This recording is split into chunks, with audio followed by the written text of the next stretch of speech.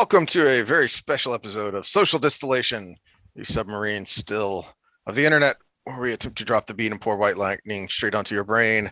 And like the very special episode of Blossom, Sam got his first period. So let's talk about that.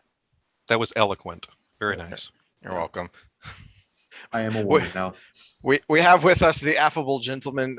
Chuck, are you still doing your Twitch streaming of Witcher 3? Nope. We finished Witcher 3 and had to move, so that put my whole Twitch streaming and YouTube and stuff on hiatus. So I'm not whoring myself out for the time being. So we're going to talk about Witcher, and we've got three different perspectives here because I don't know anything about it except what little bit friends have told me, and I've watched the series. Sam has played some of the games or all of the games? Just Witcher 3. Just Witcher 3. And then Chuck, you've played all of them, right? I've played all of them. I've read all the books. All the books, okay. You know, so I'll be delving a little bit into that. And I'll go into what I'll be discussing and what I will not be discussing, because it's actually a pretty big fantasy setting. So depending on where in the world you are. Disclaimers ahead of time. There will be spoilers for the books, the series, and the game. So Chuck is like Henry Cavill, but better looking and Irish. Yes. That's exactly how I used to be described in high school. So. Yeah, you're lacking the butt chin too. Yes. So Heath, since you're the most limited of all of us in terms of exposure, I'd love to get your opinion, because I know what I think of the show, but I have the very possible potential here of being colored by my prejudice and my knowledge of the books and the games and everything else. So before I get started or anything, I'd kind of like to start in terms of experience with this setting. So get your 2 cents on the matter is what I would love to do. So I've talked about this a little bit, but we talked about it in comparison with the Wheel of Time, which is hot garbage. That you can drop someone in the middle of a setting without confusing them, but also without boring them with exposition. And I think Witcher is a good example of that. Now, I will say that in that first season, I recognize the criticism that it was a little confusing because of the way they split the stories, but it wasn't so confusing that you were lost. To me, it was something that simply added to the value of the first season because it gave it more replay value. Mm-hmm. That once you got far enough into that first season, you realized, these are 3 separate storylines in different timelines, and then you could go back and watch it from the beginning with that knowledge and get another layer to the storytelling. I like the world. I'm amused by the people who hate it because they say it's plagiarized. And I think it's done. I think it's done very well. I recognize the chief criticism I've seen from both the first and second season from different YouTubers that I watch is that they're annoyed. And now these are people who are more invested in the setting and in the character because they've played the games, and I'm not. So I have seen a number of YouTube critiques that Geralt is a side character in his own show, and I disagree with that. That yes, by screen time, he's not necessarily the main character, because in the first season you have those 3 separate storylines of Ciri, Yennefer, Geralt. And we get some of the splitting of things in the second season as well. But Geralt is driving the action. His decisions and his actions are driving the action overall to the climax. Pause for a second. There's some background noise coming in on somebody's end. Is it a fan by any chance? Because I have a fan running. You want me to turn off the fan? No, whatever it was stopped. That was me then, because that was my fan. Oh, okay. Weird. Well, as long as we know what it was. I mean, you could have it on. It wasn't that bad. It was just something new. and I was making sure. Yeah, because I got my noise gate set pretty well so that the low level noises should not be interfering on this end. Yeah. So. And I have my normal settings for this room. So, Mhm. Do you have a gain on your mic, Heath? Yeah, probably, but I don't care about it. Okay. It's fine. I'll just sit here stewing in my own juices and have really sweaty balls. It's fine. Sweaty balls. Mm-hmm. Okay, so was that your entire thought? I'm sorry to interrupt. It just let's leave it at that, and then see what y'all think as more knowledgeable and possibly more invested in the characters than I am. Well, I guess I'll go second since I'm the second least familiar with it. I'm with Heath on this one because of the three storylines didn't take away from Geralt being the glue. Mm-hmm. Because in the games you do everything as Geralt, obviously. I don't know about the first two, but in the third one you do everything as Geralt. But you kind of need to see that backstory of Yennefer to understand everything.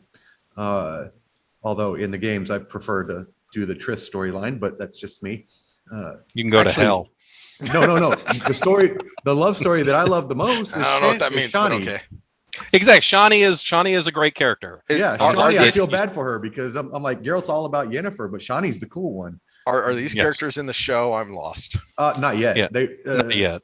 Not yet. I'm assuming Shani would show up in the second one because that seems important with Redania. Have you seen the second season? Yeah. I mean the third season. Excuse me, third season. Just from a timeline standpoint, it seems like Shani would show up at some point there. I don't like the casting of Triss in the show, but I like her character in the game. Is that the one with the magnificent bosom? No. Triss is on my screen right now. Yeah. Triss Marigold. Okay. In game, she's portrayed as a redhead. In the books, she's chestnut haired. In the Netflix series, she is diversified. And and I just didn't think the acting was really all that great from the show on that. So it wasn't about the diversity. It was just she was actually one of the weakest actresses. She was fine in the first season, but she had a lot more to do in the second season, and it kind of showed there. And they didn't give her very much depth, realistically. No. They gave her a lot to do without giving her much depth. That's Well, and they cut quite a bit of it. Her storyline, and that this is the reason why most of us that are familiar with this setting are disappointed with what we're seeing. And yes, I know, you mentioned Geralt's a side character in his own story. I believe the Critical Drinker was the one that had stated that. And to a great deal, I kind of agree with that. And although I don't like following the populist crowd on this one, for this one instance, I'm going to channel my inner Protoss and pile on. I'm just going to straight up go for the throat on Witcher because it is so disappointing. Just to put this in context for both of you, the first season, I would say that Peter Jackson's Hobbit trilogy was a better adaptation of its source material than the first season. Oh my stars and garters. Season 2 doesn't just go off the rails. Season 2 goes off the rails, exits the train, gets on a raft, floats down the mighty Mississippi with N-word Jim, and they're still pretending it's on the rails. That's my issue with it. They are cutting things out of the story and replacing it with things that make no sense. That's a huge issue that I have. It's one thing if you're adapting Lord of the Rings and you cut out Tom Bombadil. Got it. You're short on time. You need to do it. If you're cutting things out and replacing them with outright baloney, things that make no sense, that's when I start having an issue. And I can tell you, season 2, starting at about episode 3, everything that happens after that, nothing is in the books. So basically, it's our same complaint about Wheel of Time, which is not just that you changed it to adapt it to screen, but you added stuff that just you've wasn't. added stuff. Now I will give them a little bit of props. They seem to not be trying to make Ciri out to be Rey Skywalker, but they are doing that with Yennefer, which is incredibly frustrating. Yennefer is supposed to be this haughty upper class, she started off with a low base-born birth, and she all of a sudden becomes super powerful. She is your stereotypical rich bitch at this point. She knows how good she looks. She knows how powerful she is, and she struts her stuff. She came from humble origins, but then her power and prestige Got to her head. turned her into something else. Well, and in many cases, she's mortally terrified of being seen as that base-born pig farmer child. She's not... She is a bitch. In the books, she's a bitch. In the games, she's a haughty bitch. She is a stuck-up individual. She has her own ideas about things, and she doesn't really let anyone tell her what for. The problem that I have is, like, in the second season of Witcher, they had her lose her powers, which does not happen in the books. But she's still, she can wield an axe. She can swing a sword. She's got all the basic weapon proficiencies from D&D, right? She can go off on people. And it's like, okay, hold up a second. Why exactly do you need powers? You seem to be practically perfect in every way already. And the fact that they don't keep her character consistent from the first season to the second season is absolutely infuriating to me. In the first season, she is doing everything in her power to have a child. Now, that is consistent with her character. It's not, in the books, it's not that they have a hysterectomy when they become a sorceress. It's that channeling the primal forces of chaos just naturally burns out their reproductive organs. Well, so I didn't take that from the show that it was becoming a sorceress that did it. I took it that becoming beautiful. It was the trade-off to become beautiful. In the books, it's they just use magical glamours. They got magical makeup and stuff. We can we put do up to get make that in the themselves... second season with the guy who doesn't have a hand or both hands. I don't remember, and he uses magical glamours to make him look whole. Right. Stregobor, I believe, is the person you're talking about. He was summoning the fire and explaining the story of Falca. And every single sorceress does that. Tasaya DeVry, the head mistress who keeps referring to Yennefer as Piglet, she's like 400 years old, so she uses magic to make herself look young. So this idea that that it's a sacrifice they have to take, it's not really true. It's just a natural side effect of channeling so much magic. They burn out the ability for them to bear children anymore. And in the same way that, as I understand it, it happens with Witchers as they're mutated with their alchemical concoctions. But Geralt's mother was a sorceress. So it's not 100% thing. It is just something that by and large happens. Now, the point I was trying to make, between first season, she's trying to sacrifice everything she can to have a child. Second season, she's ready to kill Ciri to get her magic back. And it's like, hold up a second. The first season, that's true to her character. Second season, it should have been the progression of, and in the books, what it was the natural bond between a woman who can no longer have children of her own and this young woman who she now takes on as a surrogate daughter. She becomes the mother figure as Geralt becomes the father figure. Exactly. And she spent, close to a year with Ciri in the Temple of Neneka. Yeah, I know in season 2 here, Ciri goes down to the Temple of Neneka to learn how to do signs, and she's there for all of 2 or 3 days or something.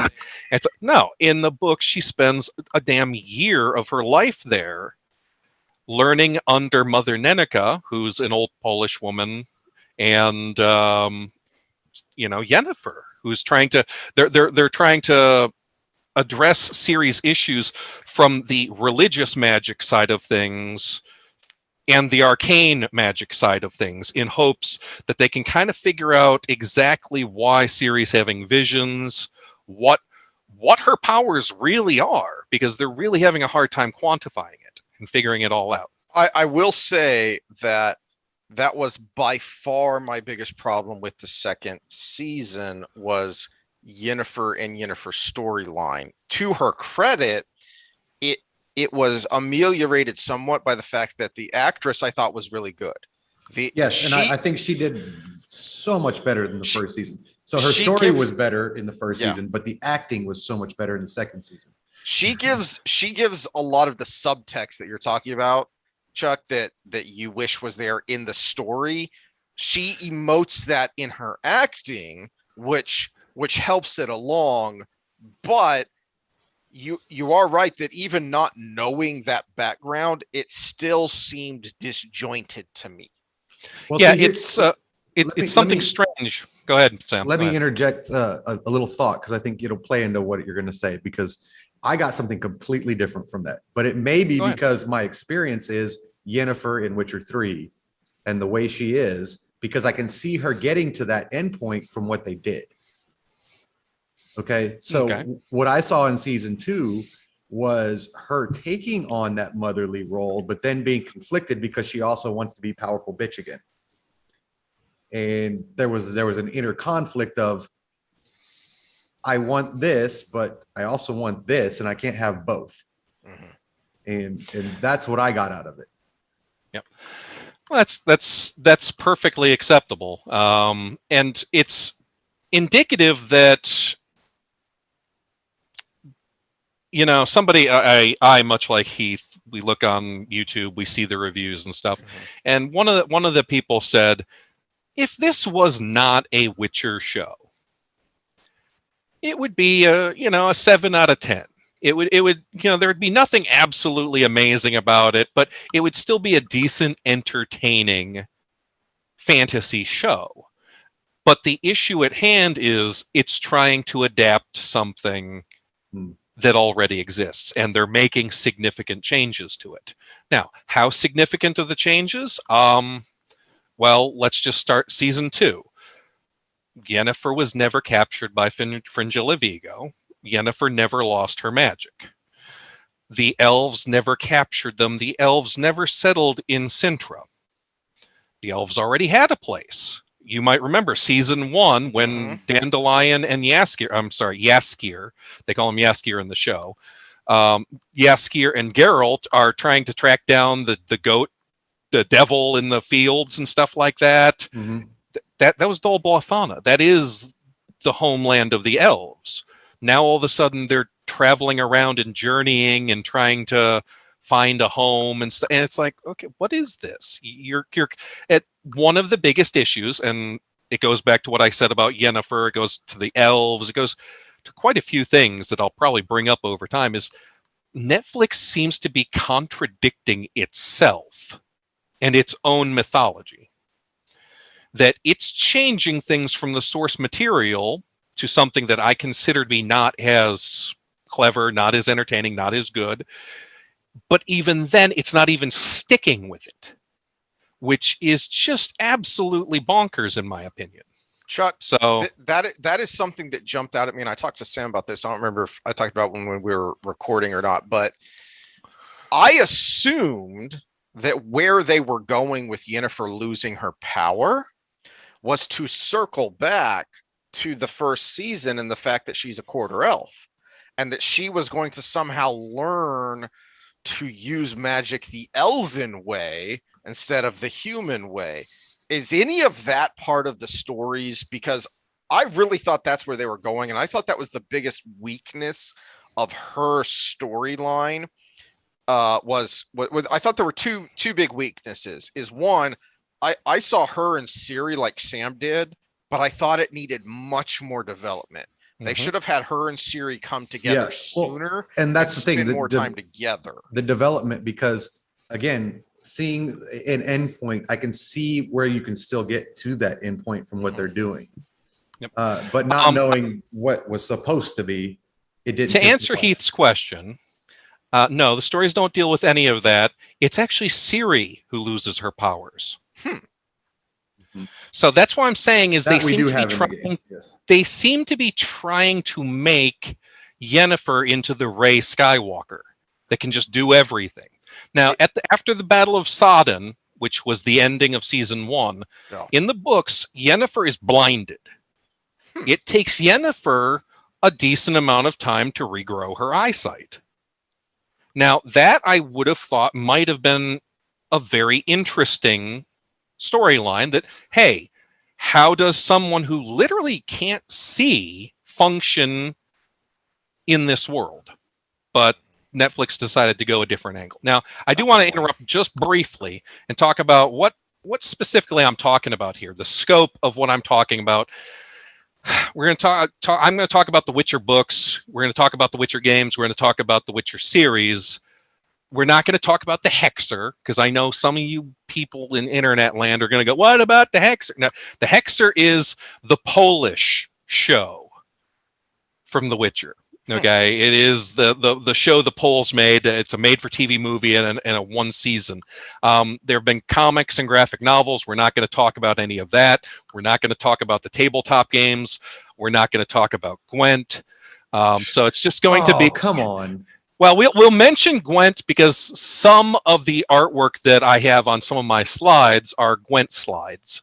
So we'll mention it in passing, but that is a pure creation of CD Projekt Red. And so I wanted to mention specifically what we're going to be talking about here, because we can compare and contrast between the show and the series all day long.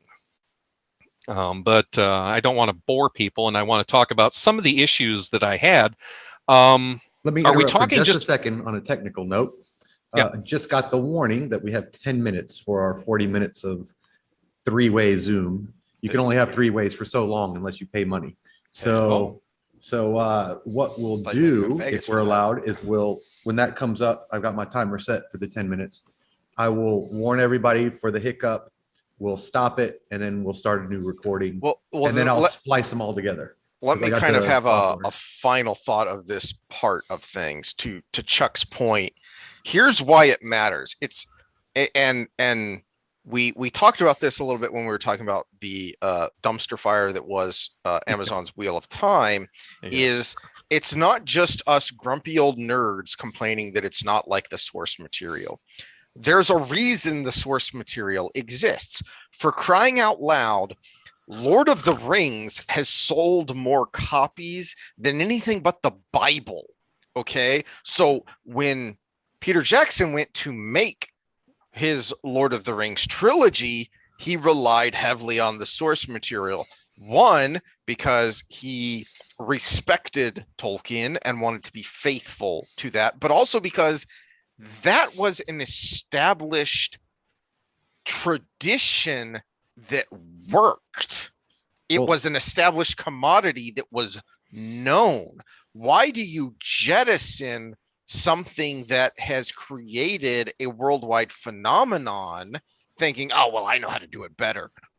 You have the template, and you know that the template is artistically good and commercially successful. Well, remember, we have a third variable these days where you have to do things with a certain diversity, equity, and inclusion kind of dynamic. And who knows, it might not be readily available or apparent with the changes made, but there may be an end goal of making it that way. We may find out Yaskir's gay or something. He's not. No, he's well known for being a ladies' man. He just does it with talent instead of brawn. Anyone who's played D&D knows that all bards are gay, but I digress. I love playing bards, even though they suck. The issue is that most postmodernists and just in general woke creators, they view existing properties not on its own merit, but on a way to present their message. They look at this and say, oh, this would be great for me to project my beliefs on, as opposed to simply saying, oh, there's a reason why this property has existed for decades. You know, in some certain cases, like Lord of the Rings, you're looking at like 90 years. If you go back to Hobbit and stuff, back to the 30s. Well, but remember this was what brought the point up, was those rules weren't around when Lord of the Rings was made. That's very true. And so they were Netflix. able to stick more to the source material without having to include all this other stuff just to be played on Amazon or be played on Netflix. Or Well, the solution to that, and this is a complaint that I have, is Heath mentioned earlier the fact that it's nice that you can just jump in without knowing anything about this and still be entertained. The problem is that there's no sense of location.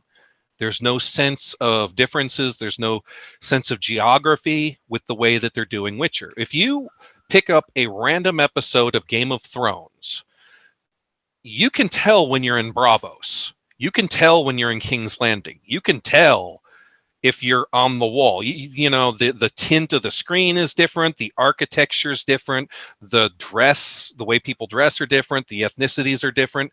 Mm-hmm. There's nothing like that on this show. You have no idea. You don't even need to know, where it is. You just need to know that these are different locations, and they're not taking the time or effort in order to do that. This is an important point, because we did talk about this with Wheel of Time, and we brought up Witcher. And one of my complaints about Witcher was you don't get the depth of the geography. And this was one of the occasions where we said they should have, not just could have, plagiarized a show like Game of Thrones to get that depth, to get that distance. Well, look, the whole Witcher setting, I compare it. It's like Tolkien and Game of Thrones had an ugly baby, and that ugly baby had sex with the movie Shrek. And, so you basically have all of the D&D-esque elves, half-elves, halflings, gnomes, etc. You've got all of the geopolitical BS taking place from Game of Thrones, but then you also have all these weird fairy tales that are taking place simultaneously. And they're cutting all the fairy tale stuff, the stuff that just gives this place flavor, they're cutting. And it is infuriating to me to watch them cut scenes. Some of my fondest memories of Game of Thrones are the early seasons where you just have two characters talking. And they're just talking. And, whether it's Tyrion and Bronn, or Sam and Jon up at the wall, or Tywin Lannister and anybody else, because that's a master class right there. But those small moments give context to everything else. And this show, much like the later seasons of Game of Thrones, seems to be terrified of those small moments, but you feel it. You feel the difference, that there's just not a lot of depth here. Do you think that might be partially due to the fact that we've created a generation where attention span is quite lacking, and they know that? I'm going to talk about that later, but I don't want to talk about that when we've got 3 minutes left. I actually have got the timer too prepared. Is the timer showing up for y'all as well? Yep. Okay. We've got under 3 minutes left, and I'm out of vodka, so that's a good place to. We'll call it a break for a second. Well, we got to stop and then restart. Okay. For those of y'all out there in the audience that don't have Zoom, you got to pay extra to get longer than 40 minutes with a three-way or more. Or an orgy. So I'm thinking of doing that, but considering this is our only guest scheduled for a while, unless Dustin ever gets back to us, then which is it's still a conversation I really want to have. But yeah, so there's going to be a slight hiccup, but it's still going to be the same episode. I just want to say one thing about Gwent as we go forward, and we don't have to talk about it anymore, but Gwent is the best side game any RPG has ever put in front of me. That is a well thought out card game. Yeah, I'll agree with you. It's crazy to think it was added in the 11th hour. It was not something that was put in from the start of the game. It is something that they literally just threw together, and it accidentally became addicting. So it is absolutely crazy. I love it on Witcher 3. I have the independent standalone game Gwent. Oh, that I didn't know there was one.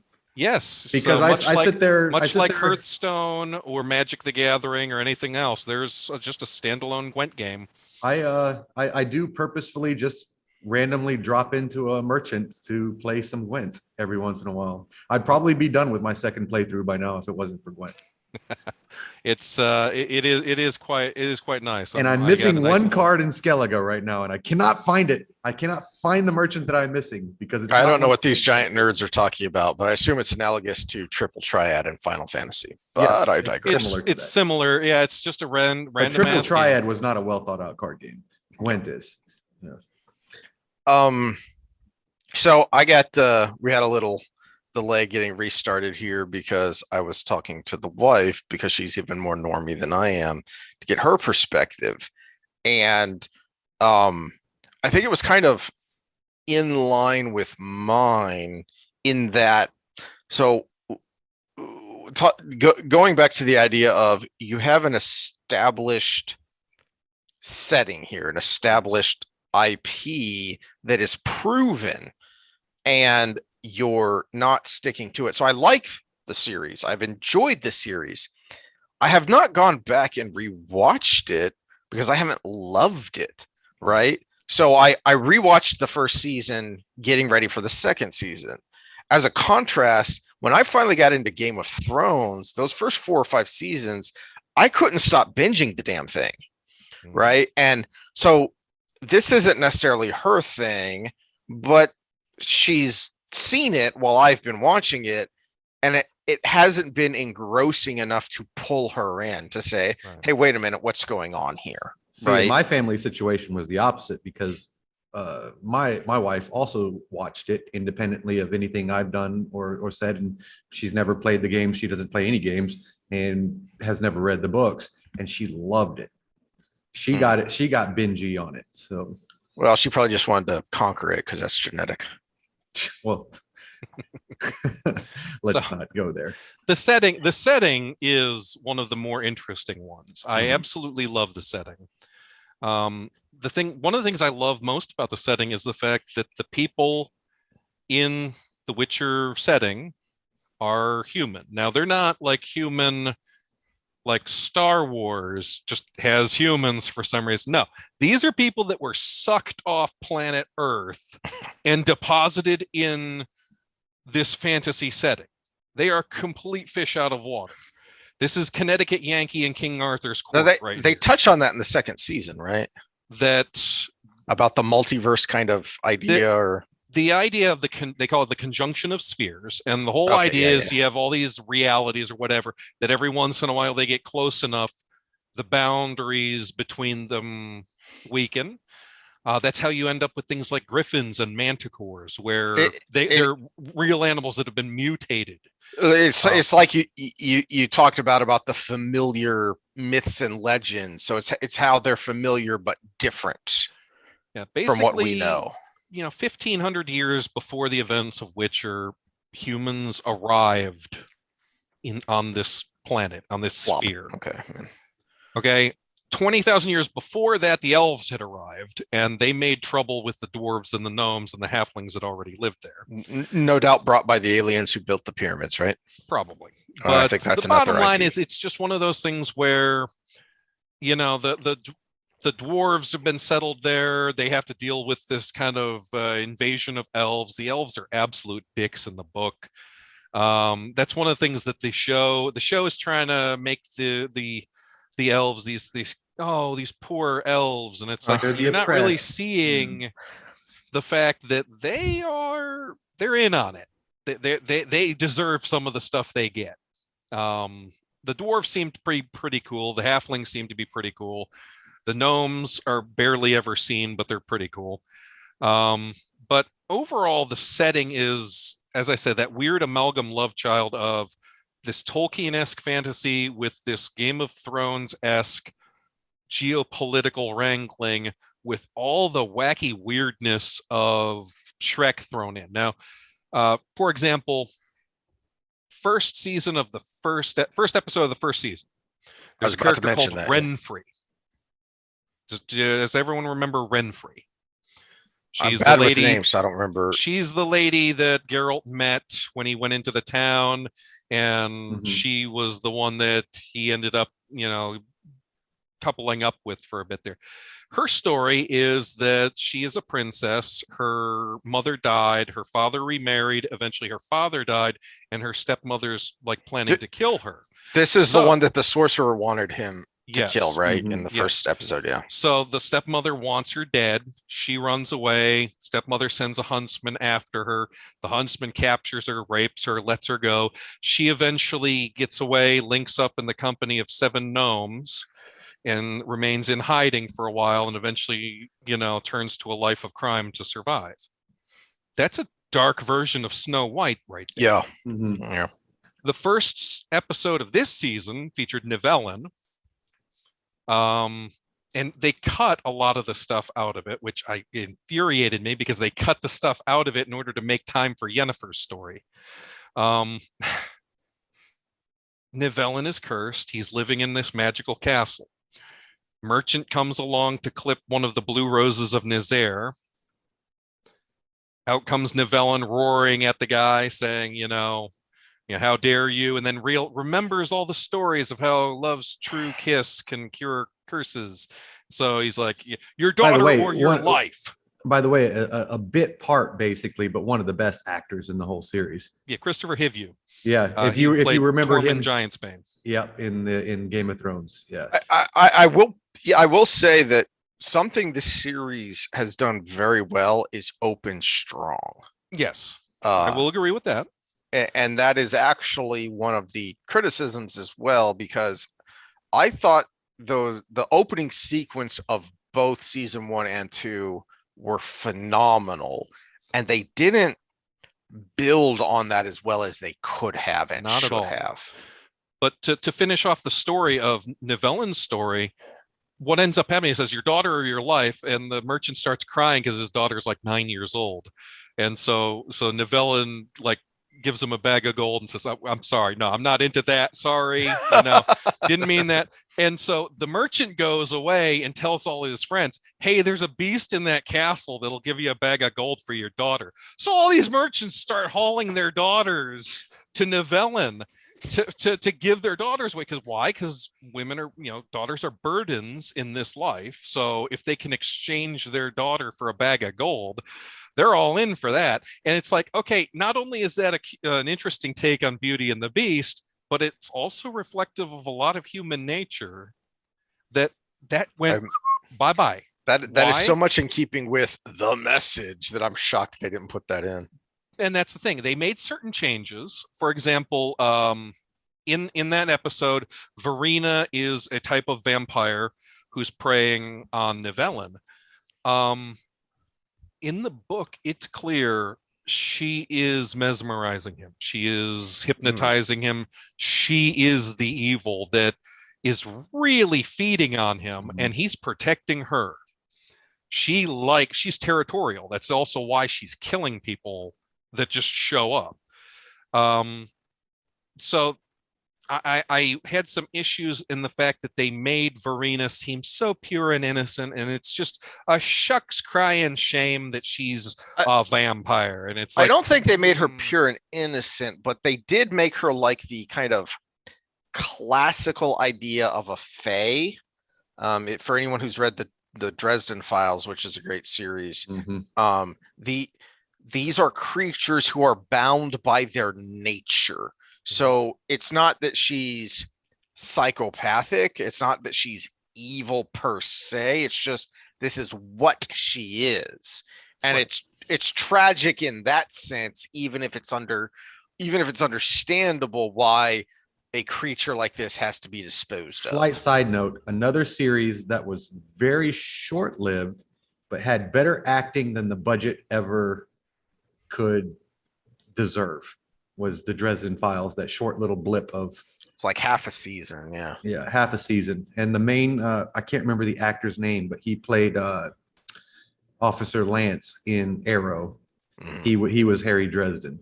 Yeah, And he's a great character actor. Yeah. But so now don't get me wrong. The season 2, episode 1 was a good episode. I liked it. I texted friends and stuff saying they might have actually fixed the issues with this series that I've had. Because the changes they made, minuscule. Okay, so they're making Nivellen much more of a monster. The very end, he's like, oh, that priestess, I raped her. In the books, he's very forthcoming. He's like, hey, I was 13 years old. My dad led a bandit gang. My dad dies, leaves me with a pile of gold. So all these men are treating me like I'm still in charge. And we raid a temple and they tell me it's time to be a man. I had no idea what the hell I was doing, and I was cursed for it. And this is from the books? Yes. Then I become a beast and I rip these guys apart because I realized what I had done was wrong. And so he's, in a way, he likes the fact that he's a beast because he's practically invincible. But he also is well aware that he had done something very wrong. In a sense, not really understanding exactly what he was being cajoled into doing by his bandit gang that he had inherited.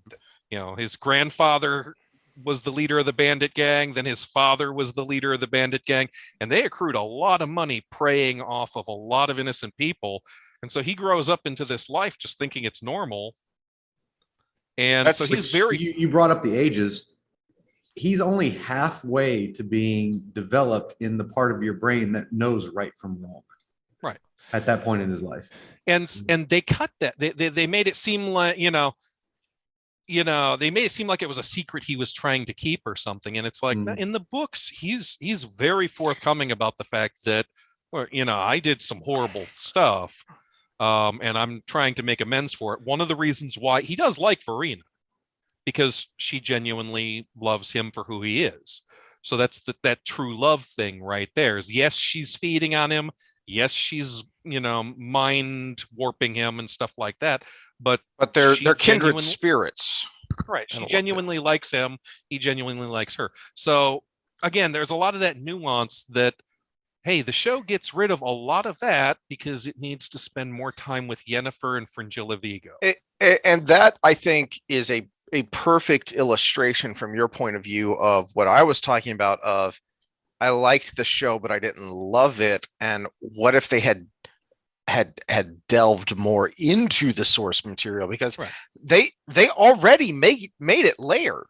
He was a layered character, but it was like just one layer beneath. When you meet him and there's something else going on here, is like he's obviously hiding something, but he's also sympathetic because he's very kind to Ciri. Right. So there's something else going on, but what you're saying is that in the source material, there's a layer even beneath that. Right. And that's the thing too. It also, Ciri wasn't there during the source material story. Mm-hmm. So it was just him and Geralt, so they were able to have a lot more. As I said about the Game of Thrones reference, sometimes it's just nice to have two characters talking to each other, getting to know each other. Now, when I pull up, I'm on a different screen now. Is this backwards for you guys? No, we see it fine. Yeah. You guys see it fine. So I'm the one that's got it backwards. Got it. But these are the Witcher books. Okay, the Last Wish and the Sword of Destiny. These are collections of short stories. The author, Andrei Sapkowski, he started writing these short stories for a magazine back in 1986. So he ends up compiling them. Now, Nivellen, the story of Nivellen, that's in The Last Wish. The story with Renfri, that I believe is also in The Last Wish. From last season, where Yennefer was, Geralt and Dandelion caught the genie and Yennefer was trying to take control. That's also in The Last Wish. So a lot of these short stories have been adapted into the Netflix show with, some are good, some are bad. But yeah, from 1986, he started writing these short stories. In 1994, he started writing the actual novels, which are in blue on my screen. Blood of the Elves all the way down to The Lady of the Lake. And I think George R.R. Martin can take a lesson from this guy because he wrote one book a year, and in 1999 he was done. So it's like he just churned them out. And then in 2013, just due to popular demand and stuff, he wrote the one directly above me, Season of Storms, which actually fits in kind of along with the short stories, but it's a full-length novel. So a lot of what we're seeing a lot of The Last Wish, but we're also seeing parts of Blood of Elves and the Time of Conquest. So it's one of these weird things where instead of just sticking to an idea, sticking to what the characters are and giving us a good sense of these characters, they're trying to make their own path, and it's not coming across as well as it should. If you were to look at the timeline, for example, the very first thing that you see is that Geralt and Ciri meet each other in the Forest of Broccolon in 62, I believe. That's the very end of season 1, right? That's what's going on there. No. If you look at the timeline, the fall of Sintra happens in the very next year. Oh, okay. Geralt and Ciri already knew each other. So when Calanthe goes, Queen of Sintra goes, darling granddaughter, find Geralt of Rivia. He is your destiny. Ciri goes, oh yeah, it's that guy that saved my ass a year ago. Okay, I know who to look for. Whereas season 1, it's just find Geralt of Rivia, and Ciri goes running off into God knows where, trying to find someone she has absolutely no frame of mind for. And from my perspective, from what I know of the series, when I rewatched it, that was the low point for me, was that middle part of her story that did not have the depth that really kept me engaged. Yeah, and that's what ends up happening. She meets Geralt in 62, and they have an adventure in the Forest of Broccolon. She almost gets eaten by a centipede, and they have to deal with the dryads and stuff like that. And then the next year, her country is overthrown. Her city is destroyed. Her family is eradicated. She's captured by Kahir, who is played by this guy in the Netflix series. In the books, he's actually a hero. So I don't know why they're making him so evil in the show. But he's kind of a anti-hero, a Deadpool type character in the show, where he's got a heroic streak to him, but he's still on the side of bad. I did think that was one of the good points of the second season, was giving him a lot more depth. Yes. Yeah, because he's an honorable man. He just happens to be on the wrong side of history a lot. Yeah. And I think it's interesting. They started him off in prison with the mages, and they're torturing him. And it's like, in the books, he was captured by his own government and tortured and put into prison. He made a timeline, because I see that coming in the show. Yeah. Well, no, we're talking about after the fall of Sintra, after he lost Ciri. Ciri, it happens differently in the books. In the books, they escape the burning city, and he gets, they're both utterly exhausted as he's riding away with her, and they're both just covered head to toe in soot. She's got it in her eyes because the city was burning. She doesn't do some sort of sonic scream or anything. She doesn't unleash her elder blood powers. And he basically gets her to a stream, and he strips her down, and he's scrubbing the soot and ash off of her to try to clean her up, to see if she's hurt, and eventually, okay, she's not hurt. He's his adrenaline's running crazy and stuff like that. He eventually comes off the adrenaline high and is exhausted, and he goes to sleep, and she runs off while he's asleep.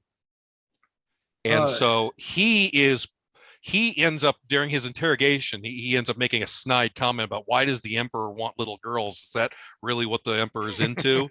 And he goes to prison for the next year and a half to 2 years for making that sort of comment. So not only did he fail, not only did he fail, but he also made a snide comment. So Kahir ends up going to prison. But Fall of Sintra takes place, but then it's like 6 months to a year before Geralt is able to track Ciri down. Ciri ended up living with that lady. You know, I don't know. In the first season, it seemed like Ciri had been there for a week or two. In the book, she was there for 6 months. It took Geralt half a year to find her. That was one of the biggest disappointments to me of the second season. Is I thought they were going to do more with that family, with that lady. Well, nope. So here's where I see it from a lacking source material standpoint. So it's the difference between being attached to the source material and not. I understand. So we complain about the things we don't understand why they interjected it, but I understand why they interjected some of these things, because that monolith falling also played into the multisphere, and the lack of Geralt knowing her before played into the two timeline storyline they had going. The so problem I understand is those the very things. ending of the first season involves the two of them seeing each other in the forest and running to each other and finally joining. And it's like, they don't know who each other are. Why are they doing that?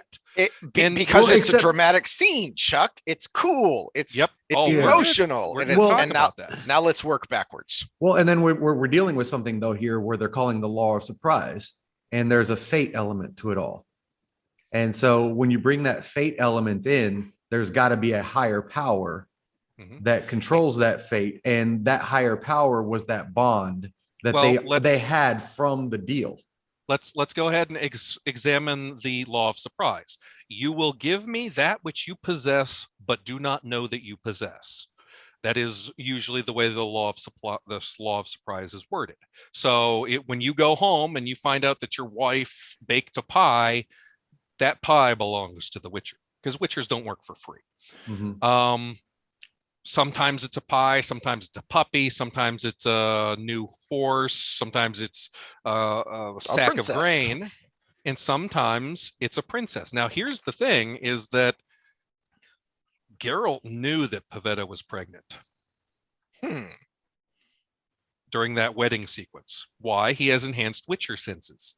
He knows that she's pregnant. He said, you'll give me that which, for my help. He said to Dunny, you will give me that which you already have, but do not know you have, knowing full well that Pavetta was pregnant with Ciri already.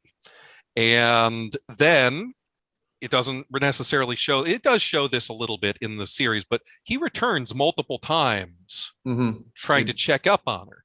It does show that a little bit when he gets captured. And they just so happen to cross paths in Broccolon when Ciri is in danger of being eaten by a centipede.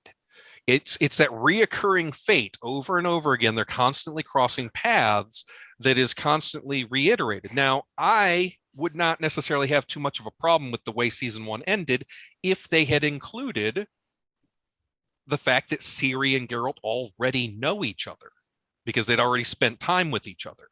That then would make sense. They finally freaking see each other and they run to each other because they've both been searching for each other for a long time. It would have been a very easy fix too, now that you mention it, because you find out later that he's watching her playing Knuckle Bones on the street when she looks up because she has that sense that she's being watched, but there's nothing there.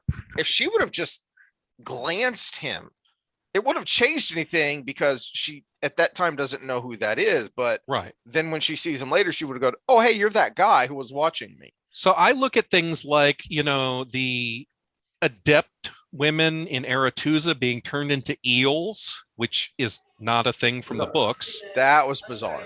And I go, why include that when you could just go into more detail with why spend so much time with the Siri and the black elf dude going into Broccolon and eventually the shape changer going into Broccolon, which of course never happened in the books, when you could have spent literally all that time, since you're time jumping around, with Geralt and Ciri in Broccolon.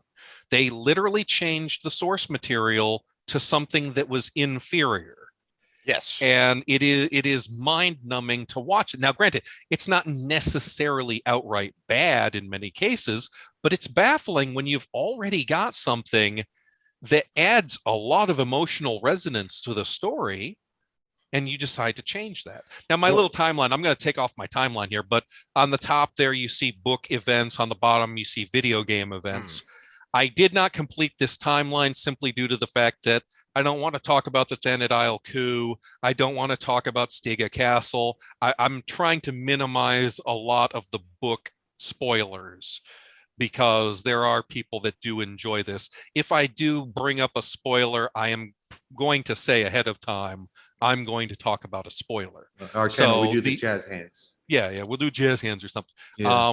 But that's why my timeline kind of ends there, basically where the series has ended, with Ciri and Geralt going to the Temple of Melitele with Mother Nenica, and that's the last major event. I didn't know what the subtitle of Witcher 3 was, but that's interesting because they tease the Wild Hunt. Yes. At the end of the series. Oh, it's all about it. And if you're a dork with mythology, or I referenced the Dresden Files earlier, you know what the Wild Hunt is, and it's bad juju. Yeah. Well, also, it might have to be the thumbnail for this episode, but there was a little tease to the Wild Hunt in the series that she's like, we could go to Skellige. I've got family in Skellige. And then the meme has Geralt responding, not Skellige. There's too many side quests. That's funny. You showed me that. You spend hours just doing the little question marks on Skellige. I'm on my boat. I'm on a boat. Yeah. I'm on a boat. I'm sailing killing drowners. for treasure troves. And now I've got to go find an troves. armorer I haven't sold something to in a while, so he has enough gold to buy my shit. Yeah. But yeah, it's easy to get sidetracked in that game. And that's not what we're griping about here. What y'all aren't griping about. It's not that, you referenced Tom Bombadil and some of the nerds who were mad they didn't have Tom Bombadil in the Lord of the Rings trilogy. And it's okay. Well, that's an interesting part of the book, but does it advance the main narrative? And it doesn't. No, not really. So, well, except this is actually, let me give kind of an opposite complaint. I think shows like this would benefit from having what Netflix is always 10 episodes, but maybe doing it 12 episodes, 10 for the main storyline, and then 2 for just a completely random side quest. But here's the thing. They're only doing 8 episodes for these shows. So it's like, just give us the full 10 episodes. 10 episodes. That'll be fine. And then have one where he's got to take out the Archgriffin of White Orchard or something, right. That would be fun. Well, in a way, that's some of those middle episodes with the gay bard and him. They did in the first season, but they didn't do it all in the second season. Yeah. Well, and the reason why they did it in the first season is because they were adapting the short stories, which literally jumped him from random job to random job. And they cut some of those, which I love. I don't love, but there was one where a duke hires him to act as an interpreter so that the duke can have sex with a mermaid. The duke wants to, it's a very dark version of the Little Mermaid, right? And so Geralt's trying to hook these two up, and that's what he's being paid to do. Weird stuff like that happens all the time, but it's like, okay, yeah, you would hire a monster expert to kind of do this. But even still, I think like it would be a depth to the character to be in a situation where he's got this motivation. He's hunting Ciri. He's trying to find Ciri. But at the same time, this village is being ravaged by XYZ beast. And he's like, I can't turn a blind eye to that. So I have to investigate. It would give you a combination of interest, of cool action and interesting insight into the character. I will actually tell you, Sam, you're actually kind of onto something, because in the books, what ends up happening is during the main novel quest, Geralt has to take side jobs just to make money so that they can eat. It funds his ultimate and that's quest, really it. He's not necessarily giving a damn about these pilgrims, but he's going to escort the pilgrims and be a bodyguard for them because they're paying him, and that means he'll be able to get something to eat. Well, they kind of started the first season like that. Right. Because he took out the Kikimor. And was that the creepy monster from the incest baby? No, yeah, kind of. It's the one in the swamp from the very first. Oh, yeah. Okay. No, the incest baby is incest what I was baby going to bring up. the Striga. She's Princess Ada, the daughter of Foltest. Because that was a great storyline for Geralt that didn't really tie into the main stuff at all, but it was great because, I mean, you introduced Triss, right? Isn't that where we first meet her? Or at least if we don't in first the meet show, her, you do, yes. I think we may have met her with Yennefer's story, but it crosses over. It's like the first crossover between Yennefer's storyline and Geralt's storyline, but it also shows you a lot about Geralt's character. Yes. Well, and it's the scientific end of The Witcher, which I really love. I love the alchemist. I love the fact that he is trained to. I don't want to use a Sherlock Holmes analogy, but it's kind of the closest thing I can think of. But he's a trained chemist. He's not just a badass fighter. The comparison that I always use for people that don't know what Witchers are is basically you take a little kid, when they're real young, and you start training them in the ways of killing monsters, right? Much like Batman. But instead of going after bad guys, you're training them to go after monsters. And then you train them over and over again to the point where they're getting into their teenage years. You feed them mushrooms so that they're strong. You feed them herbs so that they're fast. And then you pump them full of potions and mutagens. This is like if Batman was given Captain America's super soldier serum. Well, the way they describe it in the game. Super powered, being that's the height of physical perfection that humans can attain. And then on top of that, he augments himself with specific potions depending on his needs. So if he needs night vision, he pops a potion to give himself night vision for the next hour or two. Well, let's take a second to go into the Trial of Grasses a little bit.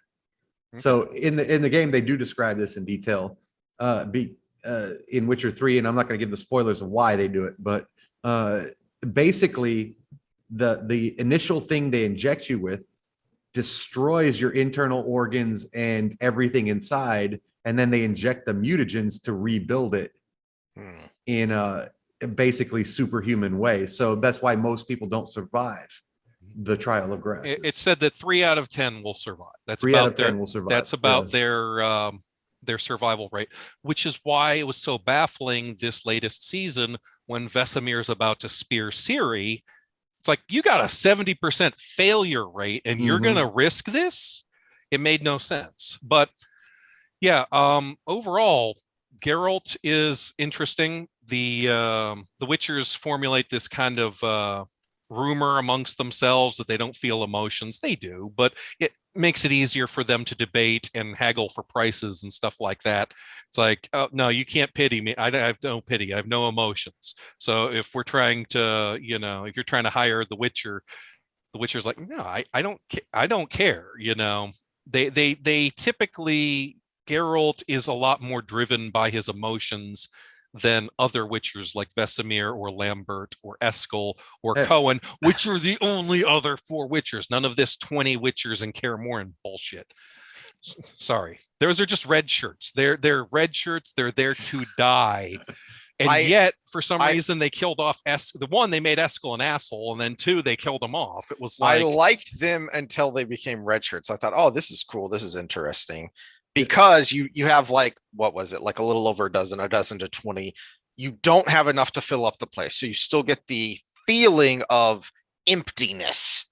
Like there aren't nearly enough Witchers to fill this place up. So you still get that feeling. You get a little more of the world, but then you stop there. Like now I got to rewatch a little bit because I don't remember Eskel dying. Yeah, they made Eskel, because Eskel's in Witcher 3, asshole. which would be on by your timeline way later. He was the tree guy, right? He turns into a tree. Yeah. Yeah. He was the guy that turned into the Leshen. Now, so they turned him into an absolute jerk for some reason.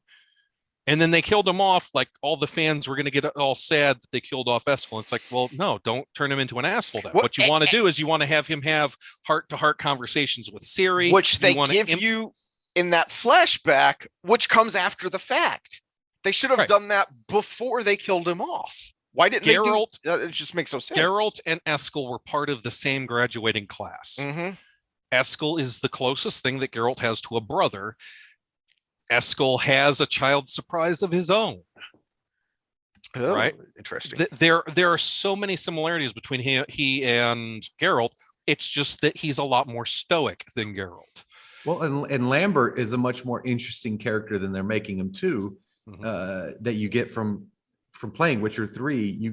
I mean, if you want to look at the childhood, I was the Lambert. If you really break it down, and I'm like, so when I'm playing the game, I'm like, I know, I feel you, buddy.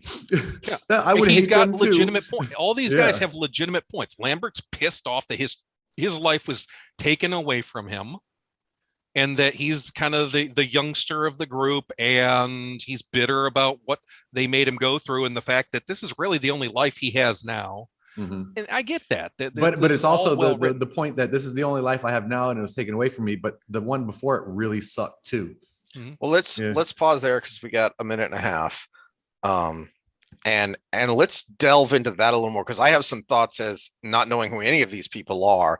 I have some thoughts on that kind of middle portion of Ciri in the whatever that castle was called with the other Witchers. Okay. So let me. Yeah. Cool.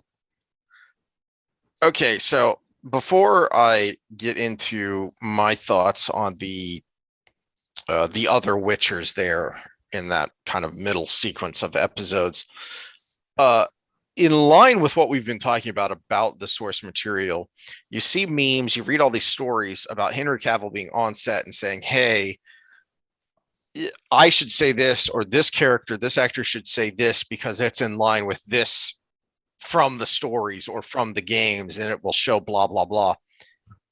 And that is a large part, I think, of why he's so good in the series. Yes. Because even someone who doesn't know the backstory, you're getting depth, you're getting nuance. You can tell there's more there than what's just on the surface, because he's drawing from these sources.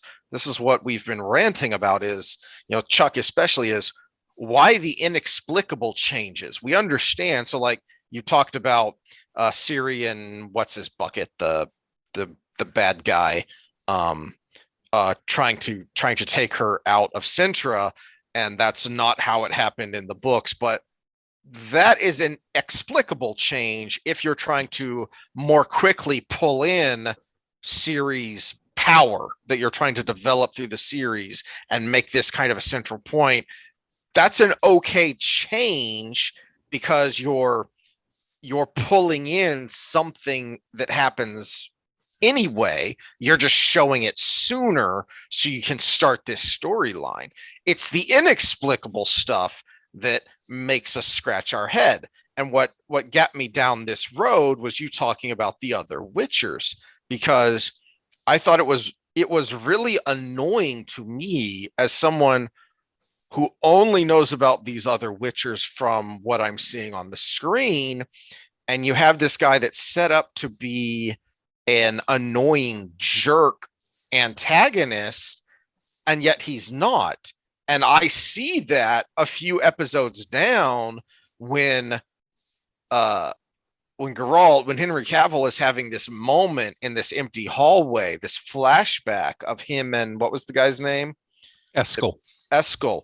He's having this moment, and it's really poignant. It's done very well by both the actors. It's written very well, but it's lost all its impact because the guy's already dead and you set him up to be an asshole. It's a bit like releasing a Black Widow movie after the character's been killed off. On screen, I pulled up Vesemir. Mhm. These are the three depictions of Vesemir that most people might know him from. The first is from Mhm. CDPR, CD Projekt Red, the game company. That Yeah. was that's Vesemir's portrayal in Witcher 3. The middle one is Netflix. Netflix released an anime called Witcher Nightmare of the Wolf, No, I was going to ask if you'd seen that. Yeah. which is postmodernist fan fiction, just trying to crap into the mouths of the fans again. It it didn't it didn't infuriate me too much, except for the fact this idea that the Witchers are creating monsters in order to give themselves more business. You know, that's one of those things where it's like your heroes can't be heroes. They're not allowed to be heroes. That was a big problem for me. I finally watched that. I haven't rewatched season 2, but I watched that, and this is why I was going to ask if you'd seen it, because the character I thought was great, and I thought the animated movie worked better after watching the series because he's not the same character. So you get to see how he became who he is, why he became who he is in the series. So the character work I thought was phenomenal. But then you've destroyed the very idea of the Witchers and his Vesemir's personification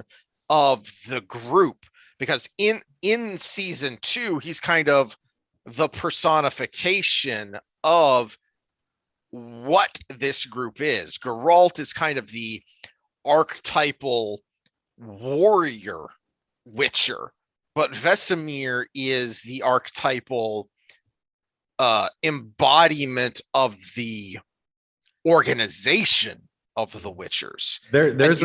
There's a character that fills in this blank in Witcher 3, the game, but you have to have the expansion with Toussaint.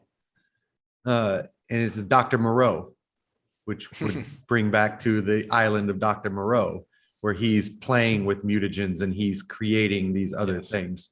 So it's I don't know what it does in the books, but in the games, there's that loose end put into a different person than Vesemir. Right. What I wanted to say about Vesemir is, like, in Nightmare of the Wolf, the biggest issue is, it goes back to what I had said about Yennefer. Netflix is inconsistent with its new mythology that it's creating. Mm-hmm. You know, even little things like the very beginning of Nightmare of the Wolf, Vesemir's explaining to the kid, there's 5 ways to kill a Leshen. You can behead it, you can kill some of its furry friends, you can do, you know, he goes through, the 5 ways to kill a Leshen.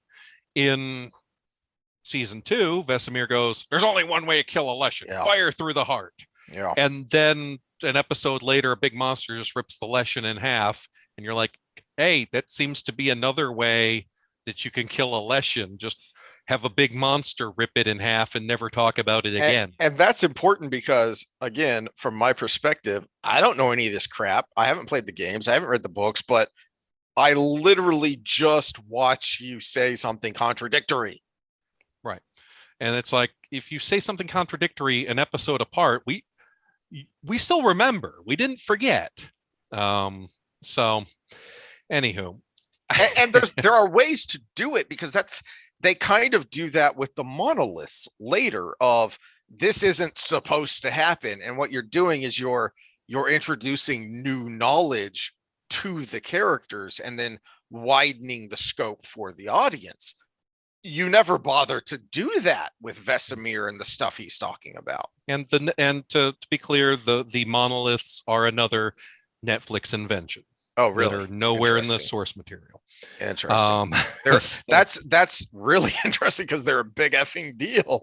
Well, that's what I'm saying. I said at the very beginning that everything after episode 3 is just a pure invention of Netflix this season. They're not, Baba Yaga is not in the source material. Really?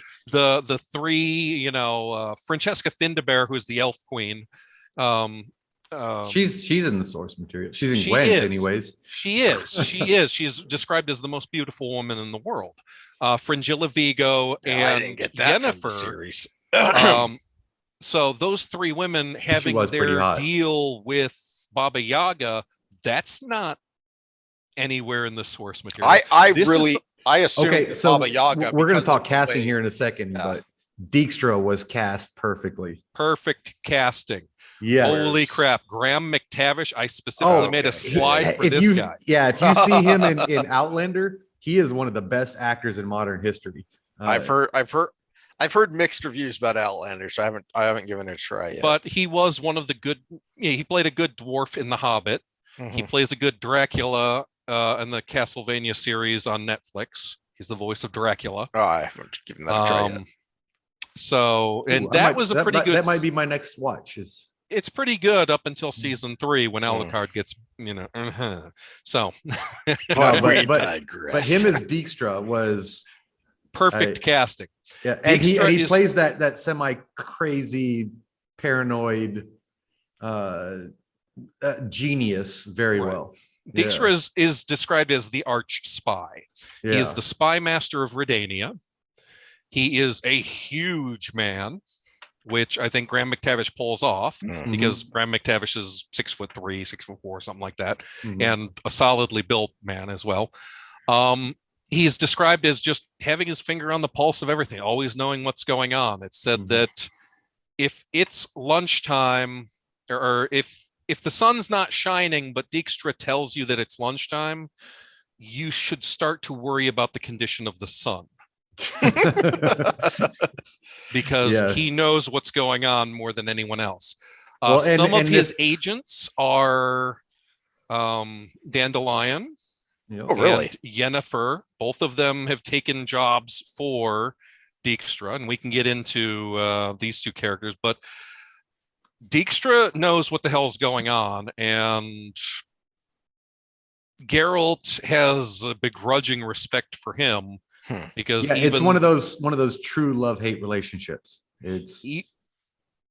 Geralt straight up breaks this guy's leg soon. And then they work together later. Yeah. And Dijkstra, when asked, he's like, "You've got the entire spy corps of Redania at your service."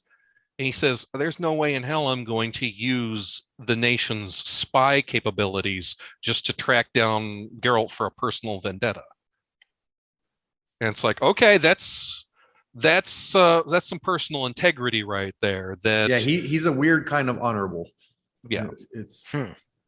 And so I'm intrigued to see where he goes and what they do with him. But this is Netflix, so my expectations are extremely low. Really? You weren't impressed by the Cowboy Bebop live action? Hey, no. Netflix has some good work. Their work with Lucifer was amazing, and I think when they have the right person in the part, like Dijkstra there, and Geralt, that's when they really shine, and that's why I like the Witcher series, because we talk about deviating from the original in casting Geralt and Dijkstra and some of these integral people. They did not deviate. They used their wokeness in other areas like Triss and some other good characters casting was Nivellen, Christopher Hivju. I liked him even though he was just a bit part. The lady who plays Tessaya DeVry, Maria Buring, does a great job. She's the headmistress of Aretusa that keeps calling Yennefer Piglet. So I think she does a great job. And as an aside, let me just reiterate that Sam's problem with Triss is just the performance, because it has nothing to do with the wokeness there. So I'm terrible with names. Except that you're shortening the talent pool. The sorceress. The black woman who's the sorceress for the bad guys, Frigilla. She does a good job. Frigilla. Yeah. She's good. Yeah. She's really good in her role, and she really convinces you that she's a true believer, especially in the first season, and that because of her true believer status, she becomes conflicted in the second season, and that's done very well. So it's just that Triss is good initially for me, not knowing anything about her She has except no outside of the depth, season. though. But You might be right. It Yeah. might be not her as an actress. It might be the writing. Oh, it's definitely the writing. Yeah. Most of these actors and actresses, they can pull some stuff off if they're given something to work with. I think the problem that I have with Fringilla Vigo in the Netflix series is that she's not Fringilla Vigo. She is such a different character in the Netflix series that I don't understand why they just didn't call her something else. Fringilla Vigo is also one of the few characters that's very well described in the books because she's dang near a clone of Yennefer. When you stop and think about beautiful women tend to have the same similar ideas of beauty. So if you're going to use glamours to make yourself beautiful, sometimes you're going to have women that look similar. And so the differences between her and Yennefer are she's like the other side of the coin of Yennefer. Sort of, yeah. She has, and that's where they shot themselves in the foot, making it a process to become beautiful instead of just a glamour. Right. But yeah, she's got short hair compared to Yennefer's long hair. You know, if you look on my screen right now, if you look at that, that's the CD Projekt Red interpretation of Fringilla Vigo. And there's the version of Yennefer. It's like, okay, other than just the long hair and the different colored eyes, she's very similar to Yennefer in appearance, and she strikes up quite the intense sexual relationship with Geralt in the books. Because as does almost everyone. But, well, you know, Geralt's even moaning Yennefer's name while he's with Fringilla because I'm sure that goes. He kind of it doesn't go well, but. Oh, really? You know, Fringilla's got a mission. Yet Yennefer still only holds the grudge for Triss. It's weird, but bottom line is these two characters. You know, the Yennefer Geralt relationship is an absolutely rocky, chaotic relationship. I know they have. I don't have a slide for him. Well, it's kind of funny because he's kind of semi. He does. We talked about emotion earlier, but he is semi-sociopathic, and she is very narcissistic. Yes. So it's kind of that kind of lends to a rocky relationship if there ever was one. There was a character called Istrid. I don't have a slide for him. Where does he come up in the game? Because the name is familiar. He's familiar. He's mentioned several times. I don't think he's in the game. In the show, he's that black sorcerer who's you know, he's the librarian sorcerer dude who investigate the geologist who investigates the rifts and stuff like that with Geralt. In the books, both he and Geralt are having a sexual relationship with Yenna at the same time without knowing it. And they both find out, and they kind of brought that in the series because he had a sexual relationship with Yennefer when she was Piglet. Yeah, not at the same time though. That was one of the many could have beens of that series, because you do get that scene where they kind of look at each other and there's that dawning realization, and then it doesn't really go anywhere. In the books, it's literally, you know, Geralt says, well, she was with me last night, and Istrid's like, well, she came home from my house, so you were right after me, you know, that sort of thing. Oh, he got sloppy seconds? Yeah, you know, and so basically they're going to duel to the death in the books, which is, and Yennefer ends it with both of them at the same time. So then they both get depressed and they both want to lose the duel. So this is a toxic relationship as all hell. Now it's not. Is this going to turn into a Sexy Time with Sam episode? Maybe, but it's not quite as bad as getting magically roofied and raped by this woman. So that also happened to Geralt. I'm okay with that. I'm sorry, what? And so in one of the times where he and Yen had broken up, you know, Triss kind of uses. So he went to Paris and Duke University, both in the books at the same time.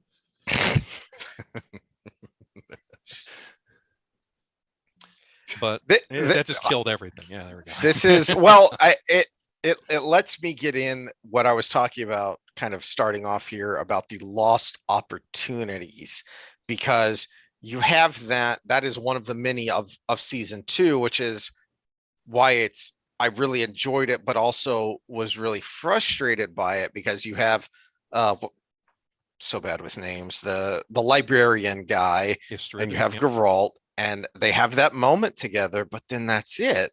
And you have the same thing with the other Witchers. You have moments, especially, and this is what's frustrating, is because you don't get those moments with the other Witchers and Geralt, except for that flashback that comes too late. But you do get some of that with the other Witchers and Ciri, especially when she's trying to go through the pendulums, the deadly obstacle course of doom. Yeah, and Wipeout. won't quit. She was playing Wipeout. Yeah, she was playing Wipeout.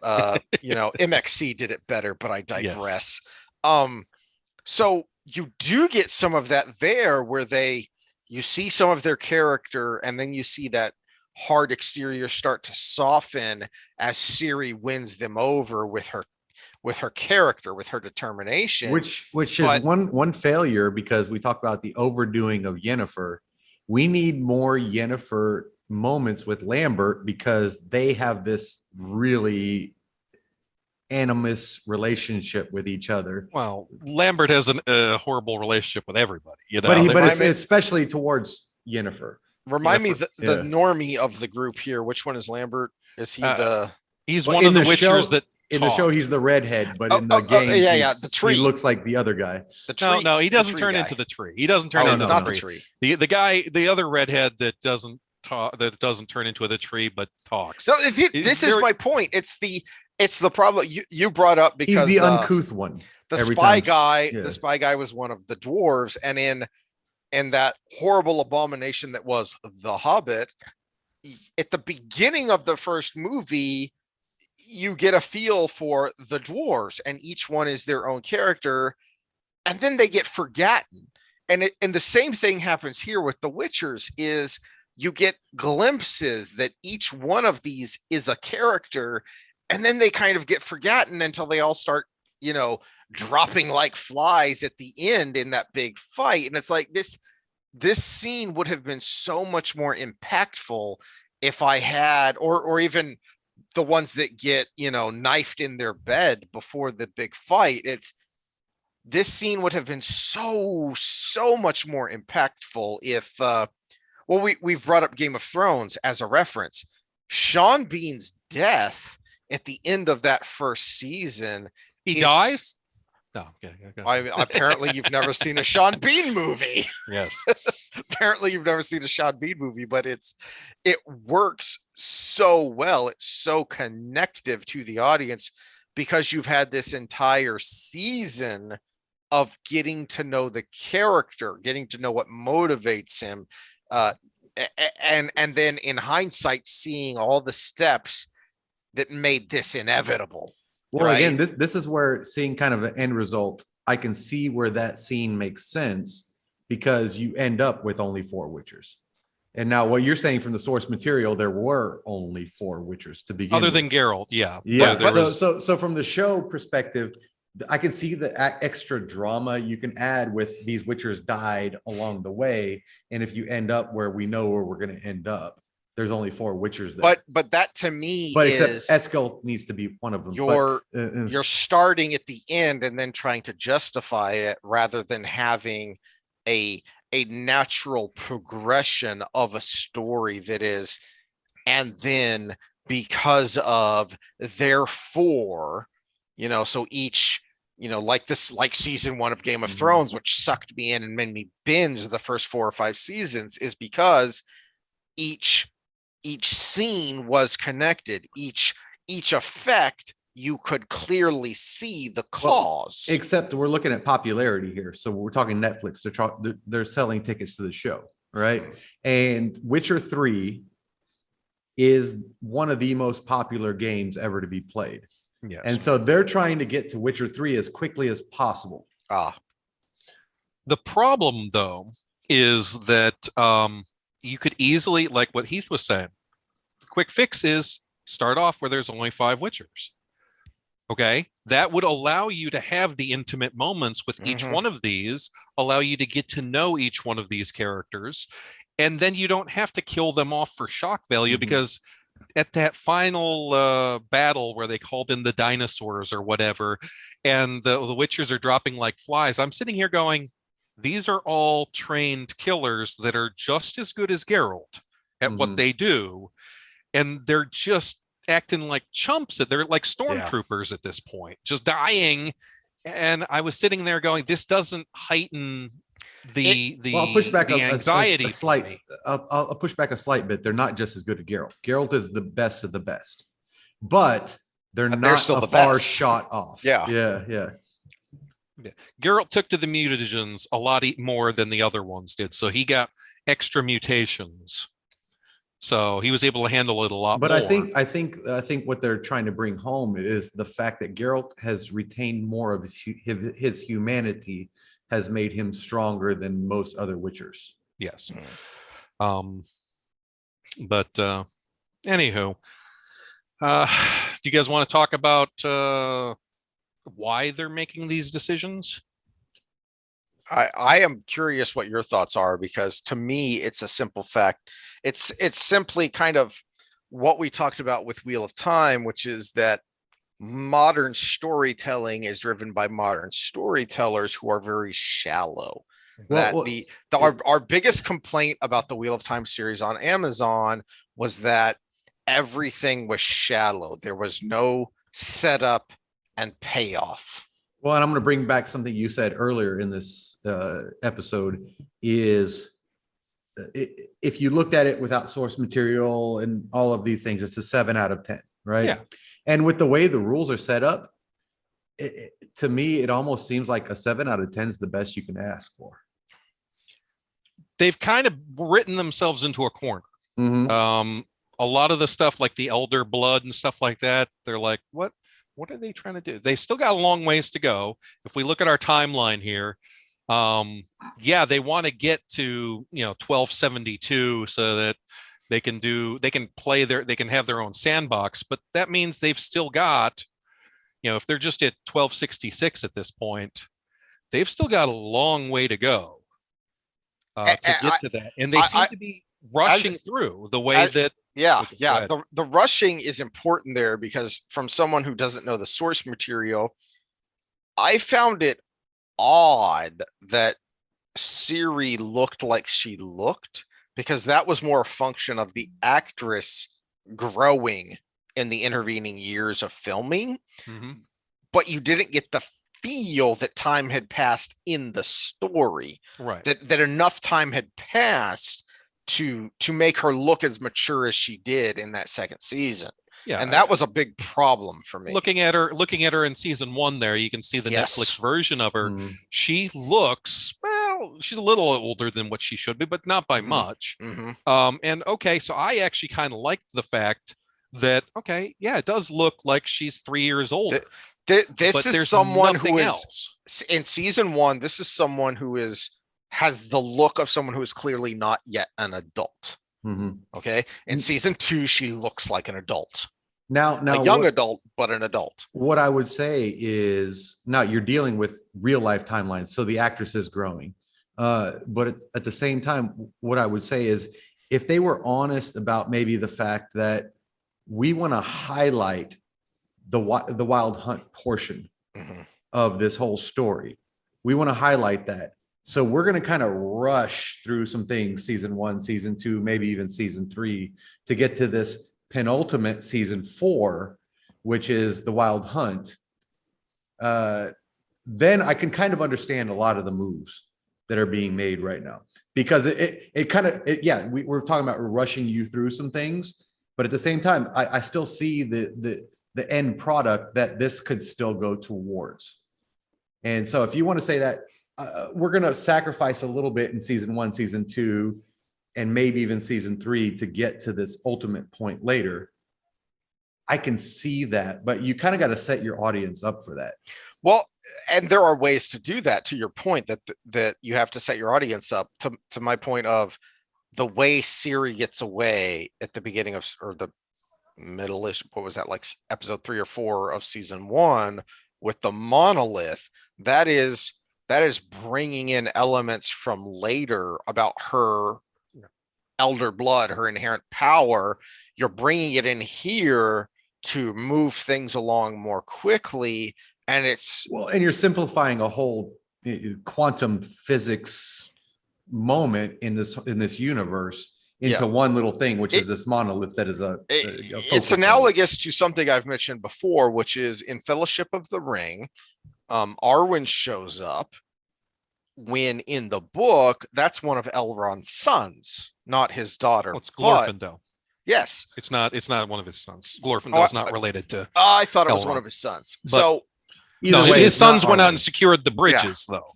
So his sons also went out, but it was Glorfindel. I know Arwen says lines that are said by his sons in the book. Mhm. She does things that are done by his sons in the book, and then also Glorfindel, because you wanted to Streamline the process. You wanted to streamline the process. You wanted to insert the relationship between Aragorn and Arwen. So that made sense. Yes, it was a change, but it was a change that made sense and was in keeping with the core storyline and the source material. What we're facing here is not, like I said before, it's not getting rid of Tom Bombadil. It's not changing one character to another.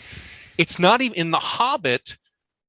They tried to turn this little novel into 9 hours worth of footage. So they started adding things in. Some of the stuff was alluded to in the appendices. Some of the stuff is just stuff they pulled out of their butts. Yep.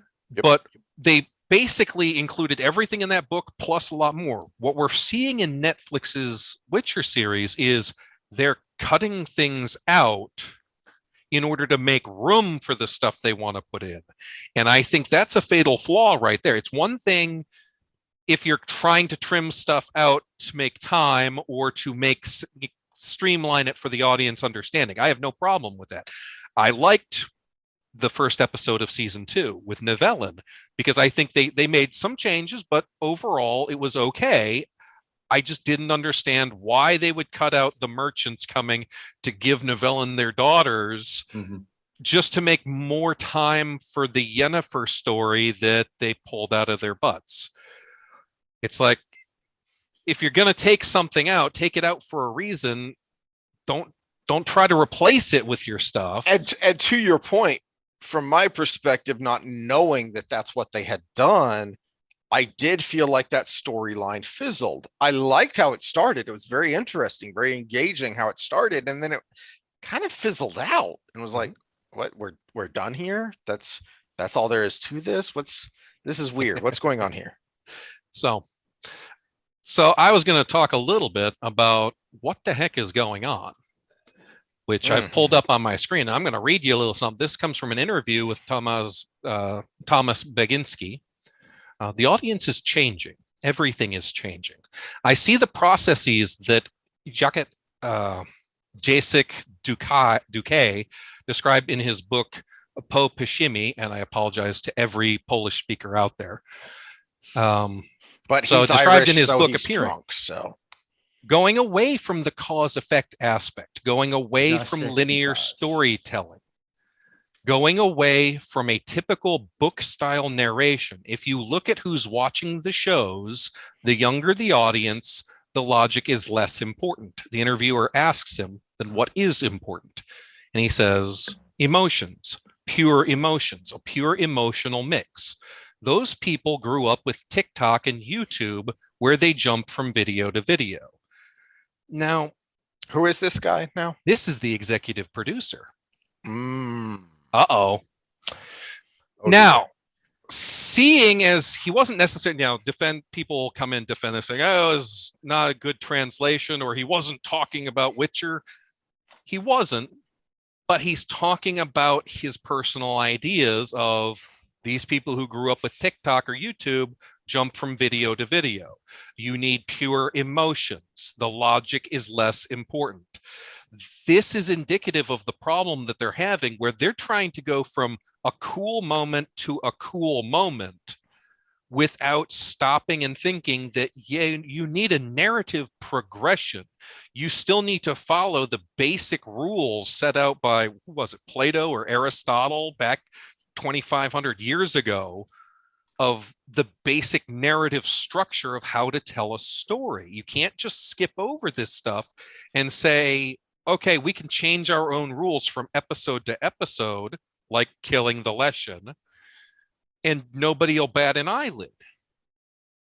This is kind of the fundamental problem that I think this show suffers from, is the fact that the people up in the top, up in the upper echelons, if they have this sort of mindset, it doesn't matter if Henry Cavill can come in and say a nice, pretty line to his dying horse about be not afraid of her, which is a reference to something that happens in the book.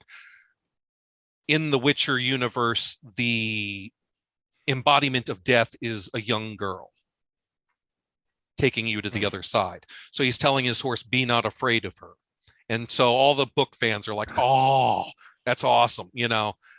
And that's something that I can clearly see somebody who knows the source material obviously said, no, this is what should be said, you know, be not afraid of her.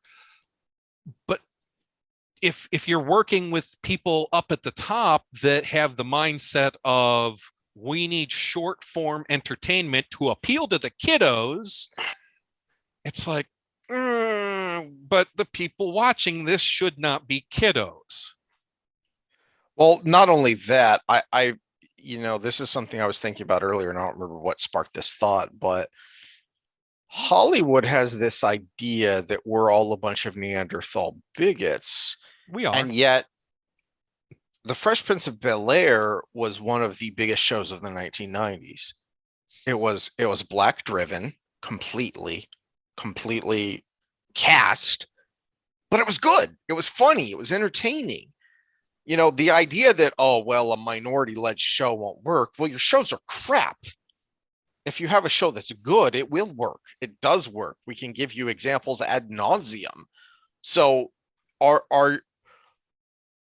you using that as a crutch, or have you been warped by this bubble, this negative feedback loop bubble that says, oh, well, you know how kids are these days. Well, it's what I refer. Okay, go ahead, Sam. Yeah. So what you just showed, what we're seeing a lot of, and this is indicative of all the shows that we want to bitch and moan about. That looked like a top-down answer to explain things away without saying what they can't say, which is we have to follow XYZ rules. Whereas he just gives this kind of BS explanation for how his reasoning behind doing these things. It's not because of the attention span. The attention span is created by the rules. I tend to refer to this as the straw man defense. And you see it a lot in Hollywood. We all know what the straw man argument is, where people go after something that wasn't actually made. Which is, I'm going to use that. That's a very good shorthand way of saying what I just said. The straw man defense is where people say, I have an issue with Witcher season 1, and then the producers come out and say, well, you just didn't like Triss's hair. It's like, no, that's not what I don't like Triss's hair, but that's not the problem. That's not the fundamental problem behind the show, right? I don't like the fact that they killed off Eskel. I don't think that's the fundamental problem with the show, though. The idea that they would lead a bunch of prostitutes up into Kaer Morhen because the prostitutes won't remember the way, that made no sense. There's no villages nearby. Sorry. But no, that was weird even to me, and I don't know anything. So but this constant straw man defense that they use, you just don't like strong female characters. No, I have no problem with Princess Leia or Sarah Ridley. Connor or Ellen Ripley. I have no problem. I like those characters. What I have a problem with is people telling me that this character is a strong woman because I said what so. I see. In which case, because she's a strong woman, I have to like her. Though that's not the argument right there. I'm not making that case. I would refer you to all our Wheel of Time episodes between 40 and 57 or something that talk about this. Yeah, but, both television series and book. Well, but it goes back to the Colin Kaepernick debate. It's I'm going to throw something out there, and if your problem with it, if you have any problem with it, it's because you hate this. And it's like, no, because I didn't even see that in your argument. Bingo. You And know? that's why I use the term straw man defense. Well, We are running it's a short on typical time. Mott and I would Bailey like argument. to point that out. It's a typical Mott and Bailey argument. So you have something strong to stand on in your Mott, but then you throw something else out in the Bailey, and when people attack the Bailey, you go back to the Mott. And it's deceptive. It's very bad faith argument is what it is. And that's what Hollywood's become. And to Heath and I's point earlier is The Witcher has done a better job of navigating that than a lot of other series out there. And that's why it's not as obvious with The Witcher. Now, obviously, you've read all the source material, so it's more obvious to you than it is to us. But we can talk about that when we come back, right? Yep. Oh yeah, we're less than a minute unless we upgrade to Pro. So damn you, Zoom. All right. Well, so I want to open up with fuck you, Zoom. I finally paid for your Pro, so we're not limited to 40 minutes now. So we probably won't go that long at this point, but at the same time, we won't have to do this in the future.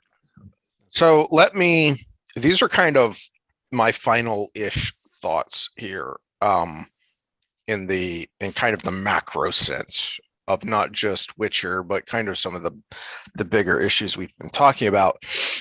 But wait, is he kind of frozen to you visually as well, Chuck? He was, but he's back now. Okay. Okay. Oh, and then frozen again. Every time you talk, you freeze, but when you're not talking, you're fine. It's disconcerting. Can you see my screen here? We can see your screen. Yes. Okay. So this is talking. I've seen the video. Chuck mentioned Critical Drinker earlier. Mahler is another one I watch relatively frequently. And on his critique of The Force Awakens, he had this that made me go, And I went looking for it, which was Trey Parker and Matt Stone at NYU doing a talk on writing. This is from March of 2014. And they said some interesting things that are very applicable to the stuff we've been talking about here. All right. So each individual scene has to work as a funny sketch. You don't want one scene that's just like, what was the point of that scene? And that's analogous to what we're talking about here, because you've got, whether it's a dramatically, emotionally impactful scene or a compelling, exciting action scene, you want that scene in and of itself to make sense, to be worthwhile, to be useful, right? But, and then they go on. We found out that this really simple rule that maybe you guys have all heard before, but it took us a long time to learn.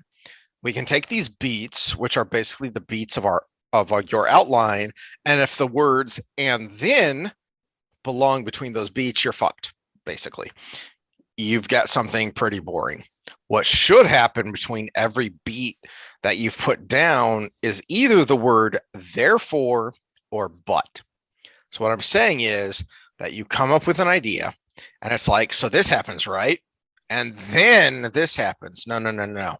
It should be this happens and therefore this happens, but this happens, therefore this happens. Literally, we'll sometimes write it out to make sure we're doing it. We'll have our beats and we'll say, okay, this happens, but then this happens. And that affects this, and that does that to that. And that's why you get a show that feels like this to that and this to that, but this. Here's the complication to that. And there's so many scripts that we read from new writers and things that we see. Matt Stone interjects, fuck that. I've seen movies. Fuck, man. You see movies where you're just watching and it's like, this happens and this happens and this happens. That's when you're in a movie and you're going, what the fuck am I watching this movie for? It's just like, this happened and then this happened and this happened. That's not a movie. That's not a story. Like Trey says, it's those two, but, because, therefore, that gives you causation between each beat, and that's a story. And you could narrate audiobooks. Yeah, well, I did that shtick in high school a little bit, but the point is, all right, consider the source, for crying out loud. These are two dorks who came to fame doing construction paper cutout animation and, dildo jokes, for crying out loud, and they get it. They get it more than the multi-million, for crying out loud, the Amazon Lord of the Rings is multi-billion-dollar storytelling that's being done here, and I should use storytelling in quotations based on what I just read. Yeah, it's certainly an issue when you look at the modern day filmmakers, storytellers, showrunners who basically kind of fail at the basics of telling a coherent narrative. Well, so let me bring in the postmodernist expertise here. There is no point to dismantle something that isn't broken. Mm-hmm. And so part of the process is to break it. Yep. And we're in the process of the breaking. Movie making, show making, storytelling. Hollywood was considered an essential service during COVID for a specific reason, because it is part of the process. And one of the things we have to break is Hollywood in order to remake it. We have to break media in order to remake it. We have to break medicine in order to remake it. And we brought that up in our analysis of the new guidelines for narrative in medicine. So everything that this parasite touches, it has to break first before it remakes it. And we're seeing that with Hollywood. It's kind of in our face because that's our entertainment. And this is what worries me about The Witcher specifically, is, as kind of we've talked about here, is that Witcher has been really successful and good. I mean, legitimately good in spite of itself. Henry Cavill, for sure, I know him as a major proponent of the elements that have helped make the 2 seasons so far very good. But my worry is what happens down the road, because you see just within Netflix. I mean, for crying out loud, I referenced this earlier in something else we were talking about, but Cowboy Bebop is, Chuck, you introduced me to Cowboy Bebop, and it was mind blowing in how good it was. Mm-hmm. Not as an anime, just as As art, a story. as a story. It was mind blowing in how good it was, and I have watched that ad nauseum. I introduced Cowboy Bebop to my kids, and they weren't even really invested in that genre of storytelling, and yet they were blown away. They were invested and pulled into this storytelling of how good it was. 3 weeks, actually, I think it was like 2.5 weeks after Netflix released its live action modern retelling of Cowboy Bebop, they canceled the 2nd season. Mm-hmm. That's how disastrous it was. Well, and then we go to Wheel of Time, and the only thing holding Wheel of Time, because it's so similar to the Cowboy Bebop analogy, the only thing holding Wheel of Time is those of us that spent basically 20 years of our lives reading the books are going to hang around for a 2nd season, and they know they're going to still make the money. Because we're curious to see what happens next. Well, yeah, and we've been it's just like a cult. They get you to invest a little bit more, a little bit more. Well, what they're doing in Hollywood now is they're hijacking the investment. So we've already made the investment 20 years ago to get into Wheel of Time. We've already made the investment. When was the first Witcher book? The first Witcher story was 86. 86. Okay. We've already made the investment with Sword of Shannara and Elf Stones of Shannara. So we've already made these investments. So they're taking back these old things that people are already invested in emotionally, and they're bringing them back with this different agenda. And they're relying on your previous investment that you're going to go ahead and invest more, because sunken cost fallacy, right? So we've already made this. We might as well see it through. And it's working. That's the problem is it's working, because It works. we're gonna do a season 2 whole series on the show, in our show, and it's not about profit for us. It's the fact that we have to see this dumpster fire through. It's but it works to an extent, and I think the MCU is a good example of that. Of the Eternals was an utter catastrophe.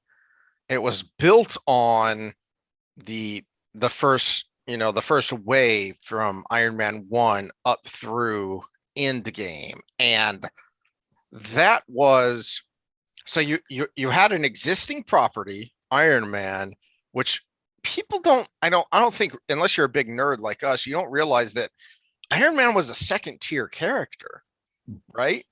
But they did him so well that it elevated him to the main did it character in a different time. Exactly. Right. They did it in a different time, so they could have that creative license that they needed. Nowadays they can't do that. Now with Eternals, they're interjecting something that only the elect class of nerd knew about, and they're throwing it in the mainstream. Whereas everybody knew who Hulk was, everybody knew who Iron Man was, everybody knew who Spider-Man was. And so on top of that, all of your press, all of your pre-movie crap was diversity. If you watch, people like Critical Drinker or Nerdrotic or Midnight's Edge is another one I watch, and they'll put together these supercuts of the cast and the crew talking about the movie, and you're not talking about the characters, you're not talking about the story, you're talking about the message. And to just staple something onto that, the fact that there's diversity is not an issue. It's how the diversity is implemented, such as this new Lord of the Rings from Amazon, the fact that they're blending everything together. Tolkien has regions, down in the Harad and east of Mordor, where there are ethnically diverse peoples that travel towards the Middle Earth that we all know. It's perfectly acceptable to have people of different races in these fantasy settings if it makes sense inherent to the actual setting. When you take, for example, Witcher, and you blend everything up like the Burger King Kids Club, it's like it makes it very difficult to get any sense of what these peoples are and what their history is, and the fact that they've been in this land for 1,500 years. So what would have happened? How does people being dropped in amongst dwarven and gnomish technology affect the way that they develop? And what sort of racially diverse and everybody's doing hand signals. What sort of racially diversity and regional diversity start to develop as a result of this? You can explore some great stuff with that, but you have to acknowledge the fact that, okay, it's all right to have different races if they come together for a reason. That's great too. But the idea of a medieval society where everyone, as I said before, is the Burger King Kids Club, it's like, I don't know. I don't quite buy into that. One thing before you talk, because it might play into what you're going to say, because we might be thinking the same thing. This was our whole complaint about Wheel of Time, because of the different ethnic origins of everybody, and how when you try to make a homogeneous society across the whole continent, it actually takes away from the story. Okay, go ahead, Heath. Well, spinning off of what both of you just said, from a historical perspective, one of the reasons heterogeneous societies are so new is technological. If you're talking about a medieval society, I mean, you're talking about incredibly lengthy travel times, and you get a little bit of that in Witcher, but not enough. I think you get none of that in Wheel of Time, except for 3 months later or whatever it was. The problem is that even Witcher has the late Game of Thrones problem of teleportation, where they somehow ride from like the second to last episode. Ciri goes with the dwarves to be brought back to Kaer Morhen. Geralt and Yennefer end up doing something where they go to confront Baba Yaga and then go galloping back to Kaer Morhen. There was a story. Which story was it? Unfortunately, I have to look real quick. It was Season of Storms, where Geralt addresses the fact that it's going to take him a month to get back to Kaer Morhen. This isn't something where you jump on your horse and you ride a couple hours that direction. I haven't even brought up the map. Kaer Morhen's not even on the map. It's way the hell up there. So and there's Skellige. All the side quests. As is, again, I don't know this crap, but I do know that it's a snowy, wintry place. So obviously it's up north. If you look, I'm traveling right here at the corner of my screen right here. You'll see a little marsh right there. That's Novigrad. That's Oxenfurt. So all of Witcher 3 basically takes place in this marsh. Well, no, you got Skellige too. Right here. Skellige too. And then Skellige. Yeah. And then here's Toussaint. Yeah, I like Toussaint. Right down there this is Nilfgaard down in here.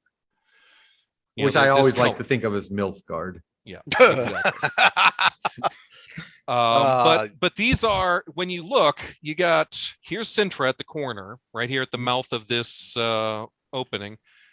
And way up here north of Dol Blathana in this massive mountain range is, way up here is Kaer Morhen, and you can't even see it. So I'll come back so we can keep talking. So but is this what you wait? Basically, by the way, side point: is this what you can do with that little switcher thing you told me about? Oh yeah, the combination of OBS and Stream Deck. Okay, Stream Deck is how I'm jumping around from scene to scene to scene like this. Okay, so we're gonna have to explore that because that's awesome. Yeah. So historically speaking, this is how cultures stayed homogeneous. The US was a heterogeneous society and people don't realize it, but that's because people didn't view white as a culture until very recently. So, the Irish, the Scotch Irish, the German, the Dutch, not just the Dutch, but Belgium and Holland. Protestant versus Catholic. Protestant versus Catholic. So then you get even weirdness within Great Britain because you have the English Protestant, but then the Irish and Scotch Catholic. It gets really weird. So that even though the United States colonies were white, they were very heterogeneous because they were different culturally and ideologically. So you add that to different races because you're spread so far continentally, and it makes sense that certain elements, and they show this a little bit in the very beginning of The Witcher, is someone who doesn't know what he's doing, but doesn't know the world, but you've got this sorceress who just pops up out of nowhere and says, I'm gonna buy her. Right at the very beginning of Yennefer's storyline. So obviously the sorcerers, the magic users, are going to be heterogeneous because they can literally travel instantaneously across vast. Well, and you also have a unit like we talked about with the White Tower, selecting from everywhere. Same thing with the Witchers, but to the Witchers and a slightly lesser degree because they can't teleport, but they do travel. They are wide ranging. And one thing they haven't brought up in the show was the different schools, and that's actually important in the game because the cat school goes rogue.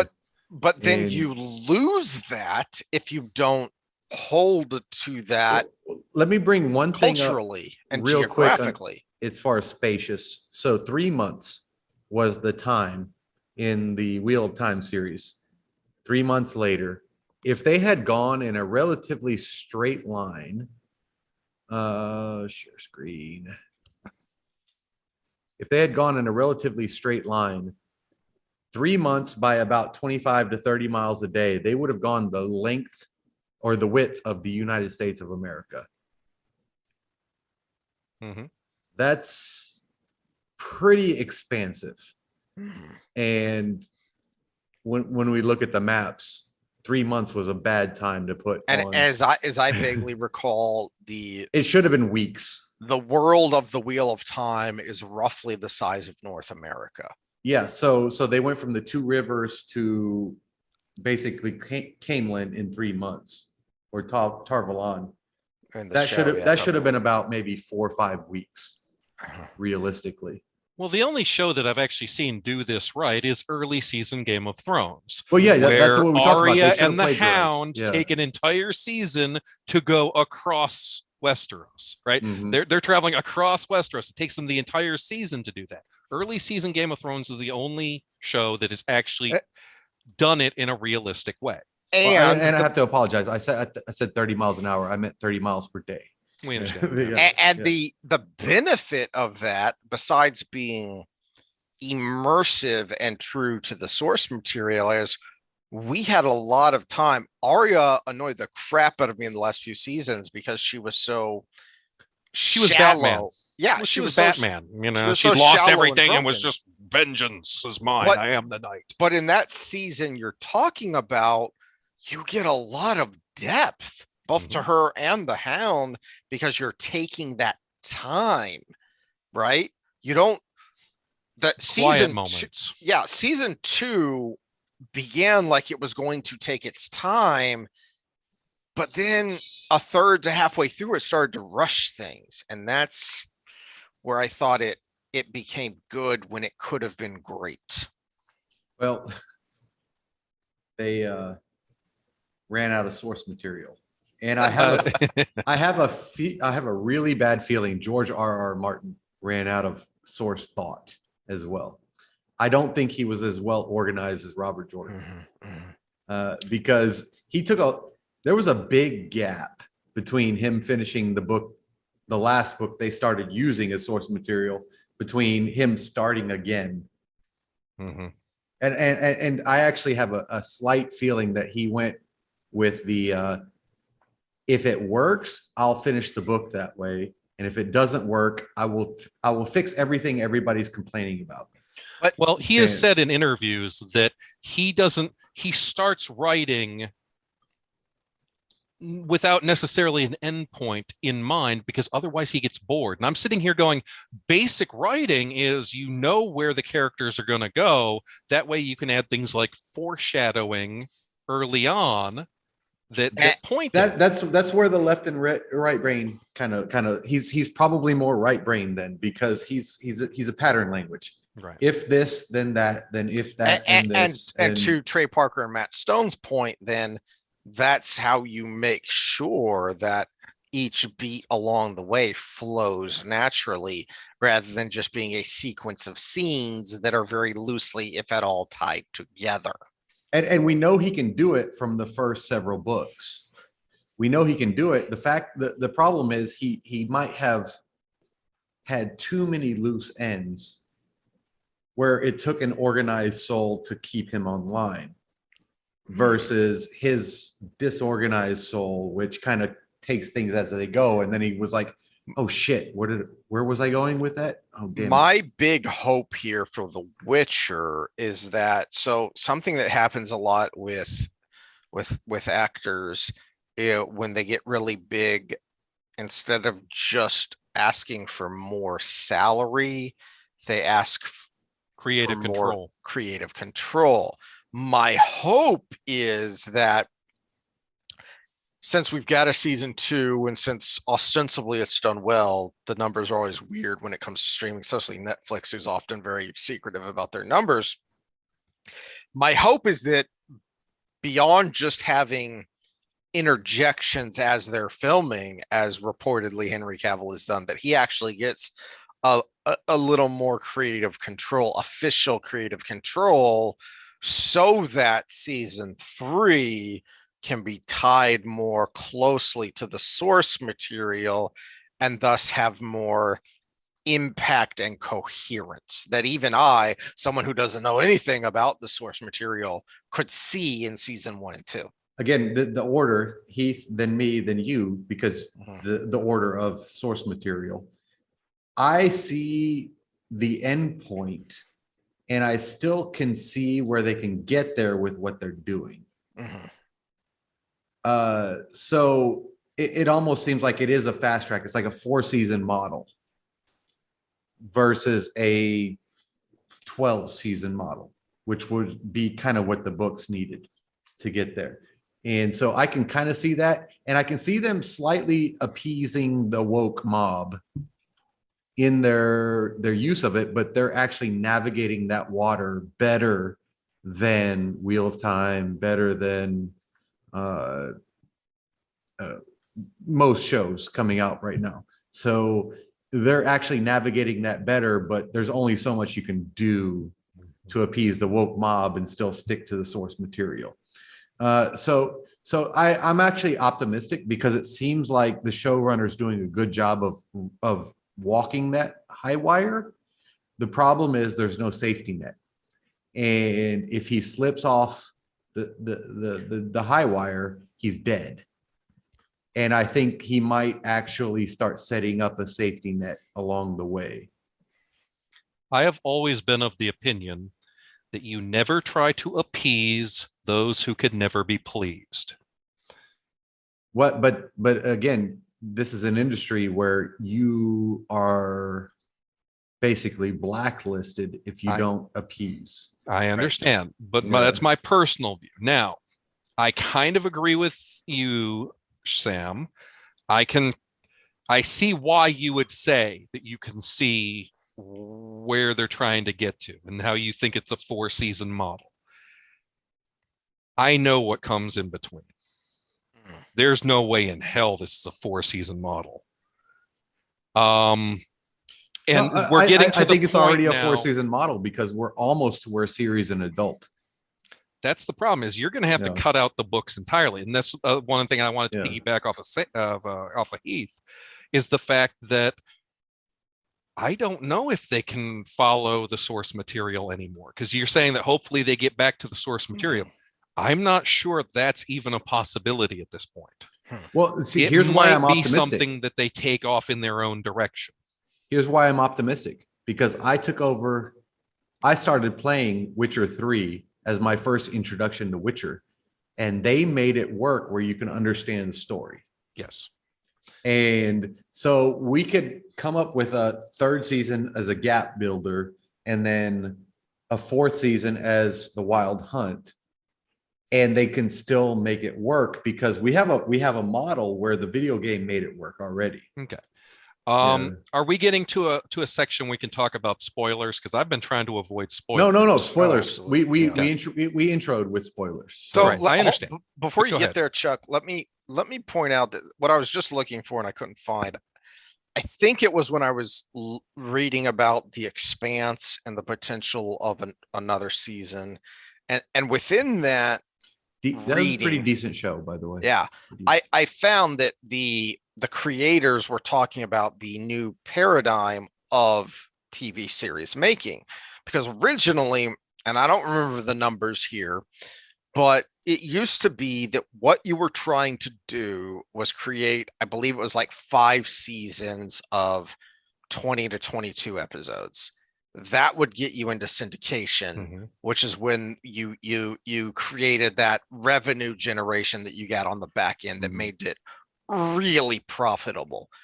But Netflix in particular has found that that's not the case anymore. That now what you're looking for is 3 seasons of 10 episodes, of around 10 episodes. And this is where the attention span comes in, because Netflix model is binge watching, Mhm. whereas the original model was season by season, right? And episode by episode. Episode by episode. So I'm going to go back to one of my favorite series, Lucifer. It was originally an FX series, and it was originally like 20 some odd episodes per season of about 45 minutes of actual watch time. And it was a lot of silliness in between to take you off the main story. But all that silliness in between set you up for those 5 seasons, or see, the first 3 were FX. So 4 seasons of basically binge watching at that point. And there was a lot of side quests type material along the way. And so the new model with Netflix is somebody could sit down and watch it over a weekend. Whereas that was, I need to watch this, and there's a little bit of a cliffhanger. I'm going to come back and watch it the next week. Oh, I got a side point. I'm going to come back and watch it the next week. You didn't have to hold their attention for 10 hours straight. And so it's a different model at this point. And I actually like the old model a little bit better. So Witcher, I think, would benefit from being 20 episodes a season. Oh God, yeah, but yeah, of about 30 minutes, where you can have them going along main story, side quest. Every once in a while, I'll have a filler episode. As Yeah. Like the old Hercules. like With Kevin X-Files. Sorbo. Yeah, X-Files. Yeah, You exactly. had the conspiracy episodes, and then you had just the one-off investigations. Stargate. Ideally, that would be nice, but I don't think that's ever going to happen. Well, it is a bit odd to me, just financially speaking, because you look at something a little more recent than X-Files. Stargate lasted 10 seasons, which is a ton of time in old school TV time.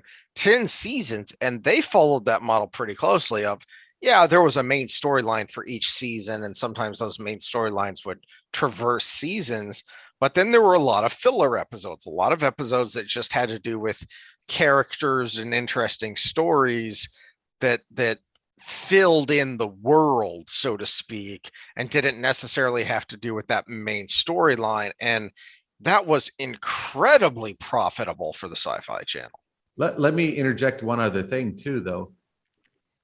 Series like Stargate and what should be Wheel of Time, and is partially a little bit with Witcher, they had a deeper meaning to them. And so there is something to be said about being able to watch something and having to wait for a week, because then you can kind of think deeply about that episode. Whereas you just hit the next skip the intro and go to the next episode. And Amazon has tried to do that with its proprietary series, is by releasing them one at a time on a Friday or whatever. And I don't know how successful that's been, but artistically, I think that's done very well. And I'm curious as to why Netflix hasn't stolen that idea, since all of these people steal from each other. It's the mixture of artistry and philosophy. Because we as human beings actually want to think deeply about things, but we also have a natural propensity to conform. And Netflix is playing on that conformity right now, versus the actual inclination to think deeply about the episodes. Now, so that's our postulation on where and how things could end up going. But Chuck, you had some thoughts on more specifically where things could be going. Now, how much of this is your thoughts of Netflix and the production company versus the source material? Well, one of the things that I noticed Netflix is doing is they're starting to milk Witcher. And I have no problem with that. They're releasing yet another Witcher series, which is a prequel series that they've advertised. I forget what the title of it is. Oh, but it's I one haven't of seen these. that. Yeah, it's you know how they made Nightmare of the Wolf, which was its Is own it another separate thing. animated series or is No, it this is a live action one that takes Mm. place like 300 years before the events of the current Witcher series. So they're starting to milk this, which begs the question. I could see them, instead of interrupting the main story, just releasing independent little movies of Geralt having an adventure or tracking down a basilisk or something of that nature. That wouldn't be just horrible. just to milk more of the source material, because as of right now, they have not used up the various short stories from The Last Wish and The Sword of Destiny. They're like 14 short stories. They haven't used like half of them. So they could easily start using some of those. There So are they've things that they Well, skipped over in it's the Blood of video game Elves. model. It's the expansions. Right. Like There right are now, things that I they just started skipped. Tucson. I just Right. started Tucson, and I'm like, this is my favorite part of it right now that I'm in. And yeah, I'm like 10 levels over what I need to do to finish the game, Right. but I'm going to go ahead and do The this because it's story is awesome. good. Have you Yeah. ever played the expansions? I have, yeah. Okay. Yeah, it's one of my favorite, but they're you know, they've used some of the parts of Blood of Elves. They've used some of the parts of Time of Contempt.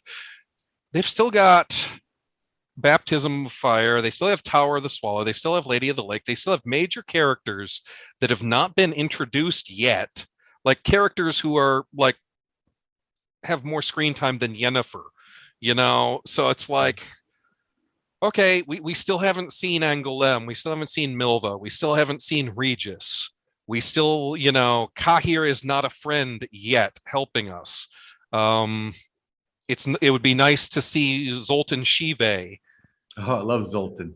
Yeah, Zoltan is awesome. He is in the book. He's escorting pilgrims from a war, because here in what should be the next season, spoiler alert, this is where the spoilers start happening. The second Nilfgaardian invasion takes place, and war sweeps the land, not just Sintra. Well, speaking of from one of my complaints about the series was the way they portrayed Sintra. I actually thought it was Skellige in the beginning. Yeah. It was very much Skellige. And I have a feeling they're going to just exclude that 100% because of that. They're not going to show Skellige. They've shown some of the Skellige people, like Calanthe's husband was from Skellige, King Est or East, or I forget his name. But yeah, brief scene of him every once in a while. But yeah, they're not going to show Skellige. That's what one of the things I pointed out earlier is, which I'd love to meet the On-Crate family. You know, it's just they don't have any sort of coherent look for the different regions. So you're naturally going to be confused when you see, you know, Sintra and go, are we in Skellige?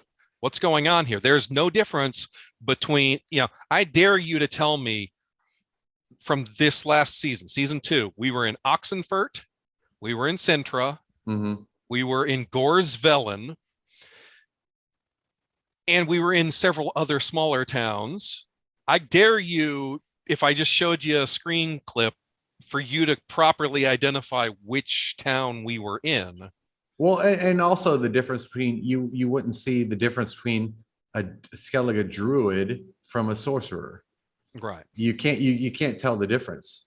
So it's that is something that jumped out to me as someone who doesn't know what's going on. Is Mouse is referred to as Mousesack is referred to as a druid. Yep.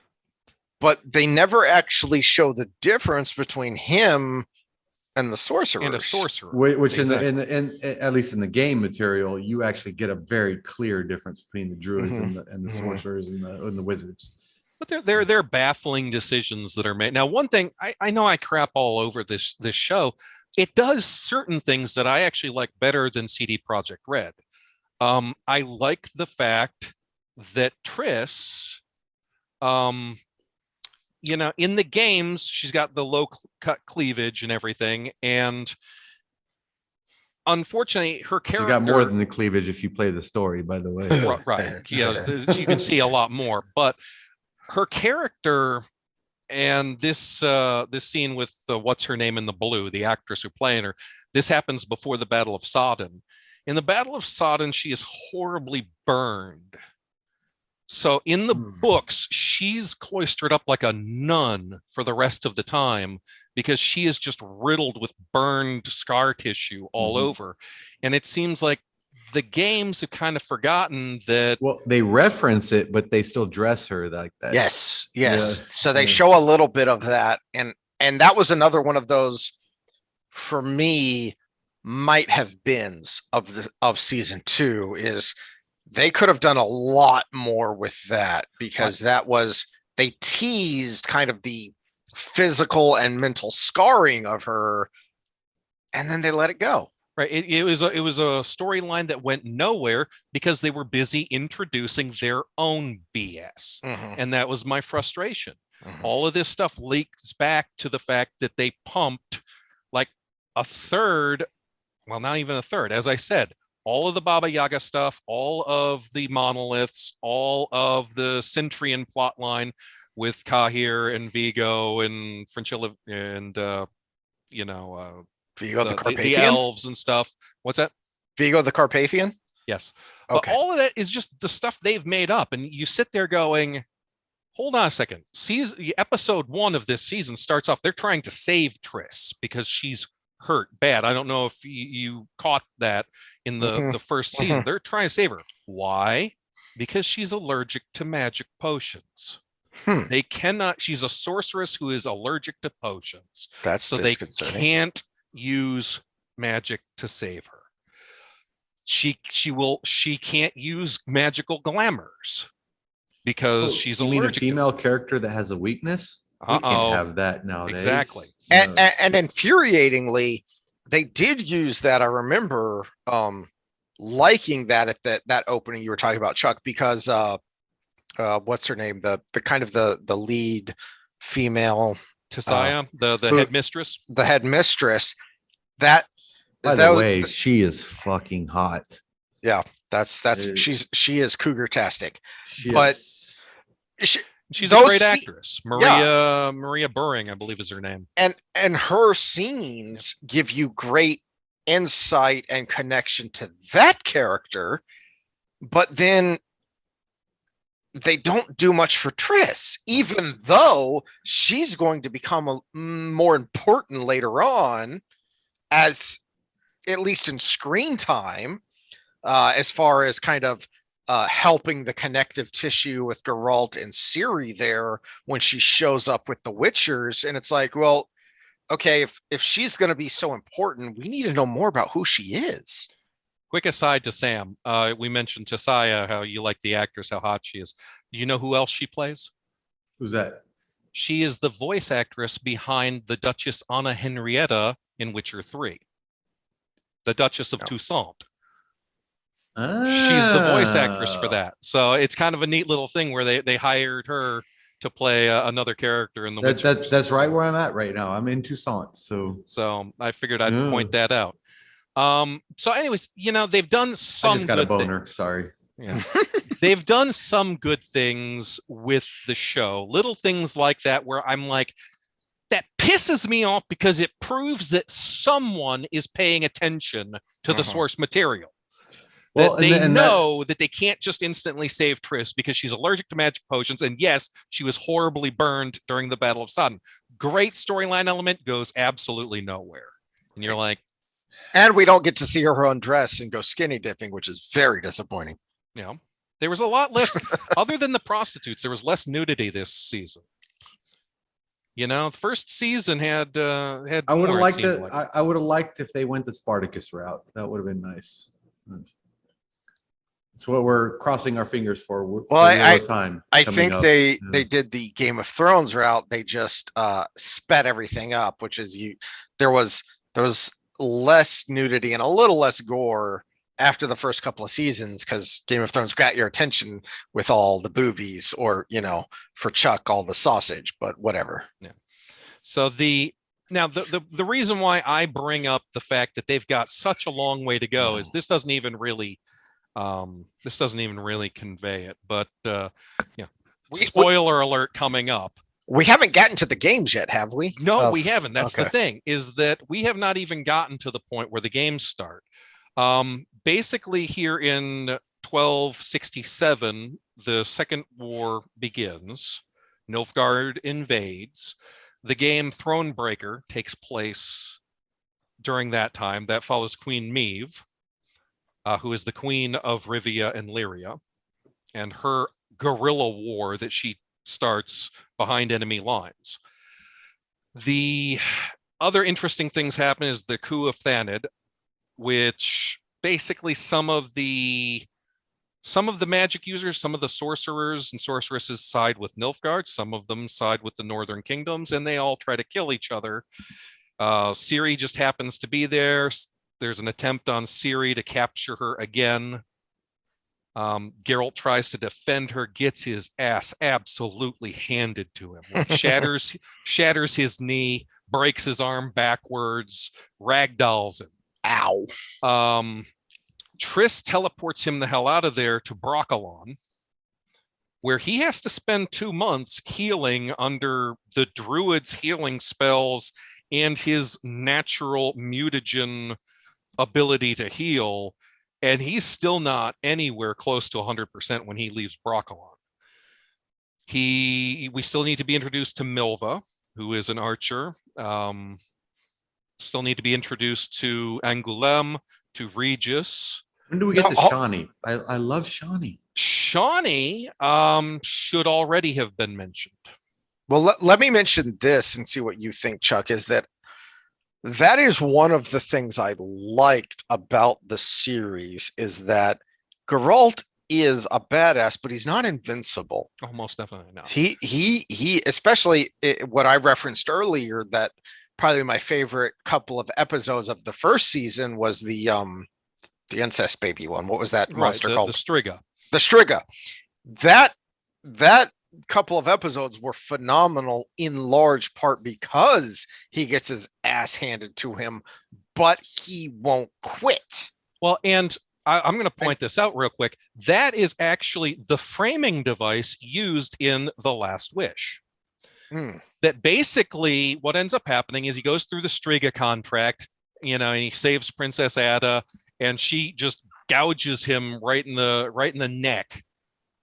And it misses the jugular and it misses the carotid artery, and they stitch him up with like some shoemaker's twine or something and send him off to the Temple of Melitele, which is where Mother Neneka is, which is where they brought Ciri this last season. Mm-hmm. And he is literally laid up in bed for like weeks. And they're like, okay, well, what on earth happened to you? And what are we seeing here? This is Wheel of Time crap. Yeah, I know. Yeah. So just going off what you're saying, this is. But The Last Wish, and I don't expect it to be like this, but yes, he has to spend weeks healing, and that's how they frame all these short stories, where people will come in and go, hey, you're Geralt, aren't you? What can you tell me about that time that you fought the golden dragon? And he's Geralt's in a full body cast. Yeah, exactly. Geralt's got nothing else to do. He's just laying there going, oh, okay, yeah, I met Dandelion and we met up with, and so it's used as a framing device for the other short stories, which is pretty cool. It's not just, in the episode, it's just, okay, he gets gouged in the neck, Triss heals him. And it's like, that should have been a heck of a lot more. And there is an interesting mirror image there between him and Ciri, because Ciri is the same way. That was really impressed me about the MXC episode, is that she gets trashed, but she won't quit. She's not invincible. She's not a Ray Mary Sue, but she won't quit. And I liked that. But again, like what we've been griping about the whole time, is it was good, but it could have been great. Well, Chuck, do you have the Witcher 3-ish versions of Ciri and Geralt? Well, I mean, this first one is Ciri, but no, I didn't. Because Geralt, you can see him because of something Heath just said. They have the same scar. Yeah. Hmm. This scar that you see over Geralt's Mhm. eye, there's a very similar one that actually occurs in the books where Ciri takes it just under the chin, basically from the orbital to basically to the outside here. Hmm.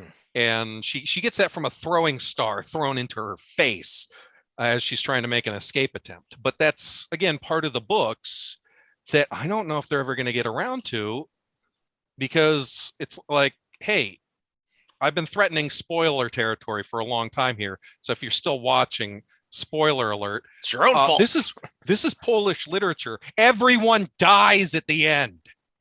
Geralt is dead. Yennefer is dead. The only two people that make it out are Dandelion and Ciri. Which is funny because dead. Ciri's the one Andalem that's is like dead. the conduit. Kahir's dead. Regis dies. It's like, good God, everyone died. Rocks fall, everyone dies. And so CD Projekt Red. Okay, spoiler alert. We're going to come back. Spoiler alert. Everyone's back. Got it. CD Projekt Red had the unenviable task of trying to figure out a story to tell that takes place after the end of the books. And so it's Witcher 1 is quite rocky. I don't know if you guys know CD Projekt Red and who they were and what they did or anything. Bunch of drunken Polacks is all I know. They're a bunch of Polish people, and what they did was they were localizing Western games back before the fall of the Soviet Union. So they were translating, and they were this and they were that. Eventually, fall of the Soviet Union takes place, and there's Ciri in Witcher 3. Witcher 3 with the scar. And the picture you were showing, what was that, Chuck? Was that 1 or 2 or? Of Ciri. Well, she's still a child. Yeah. This is actually a scene from her in Witcher. It's a flashback scene. Okay. This is basically chronologically when she was taken to Kaer Morhen. Mm-hmm. Okay. Back when she was a kid, so comparable age to where she is now in the series. That's kind of what she looks like. Okay. But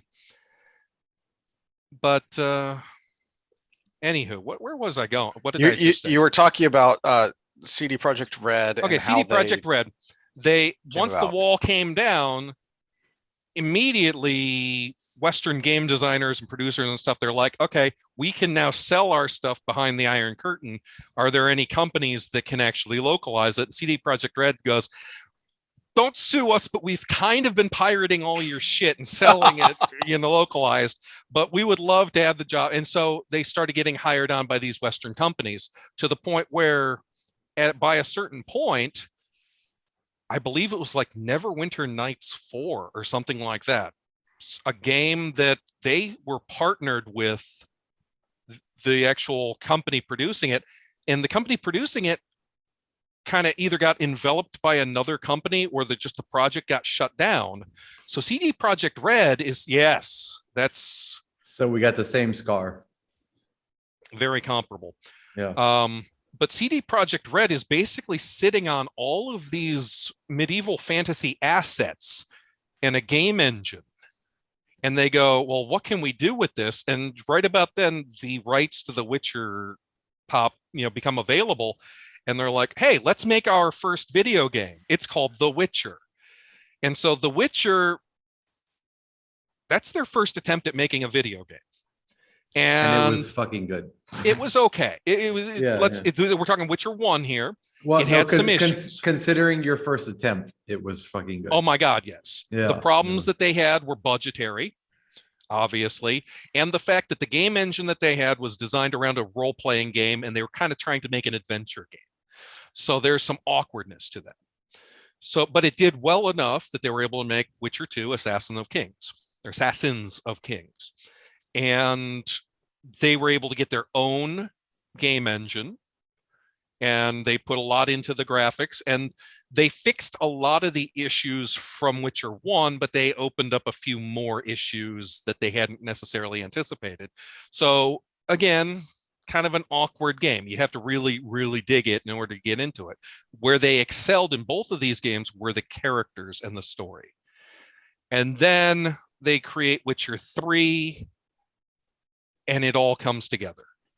No, there's another franchise that did exactly the same thing. Witcher 3 was their third game. Dragon Age.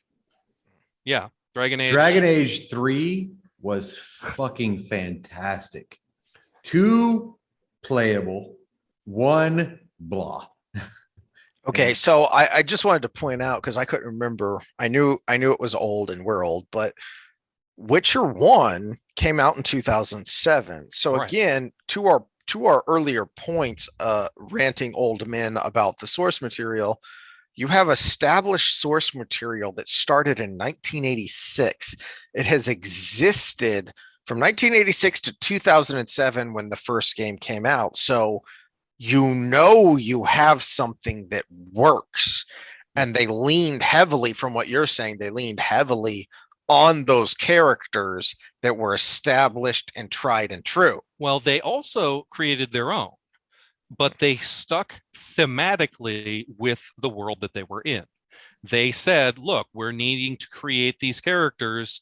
They need to be inherent to the story. They can't stick out like sore thumbs.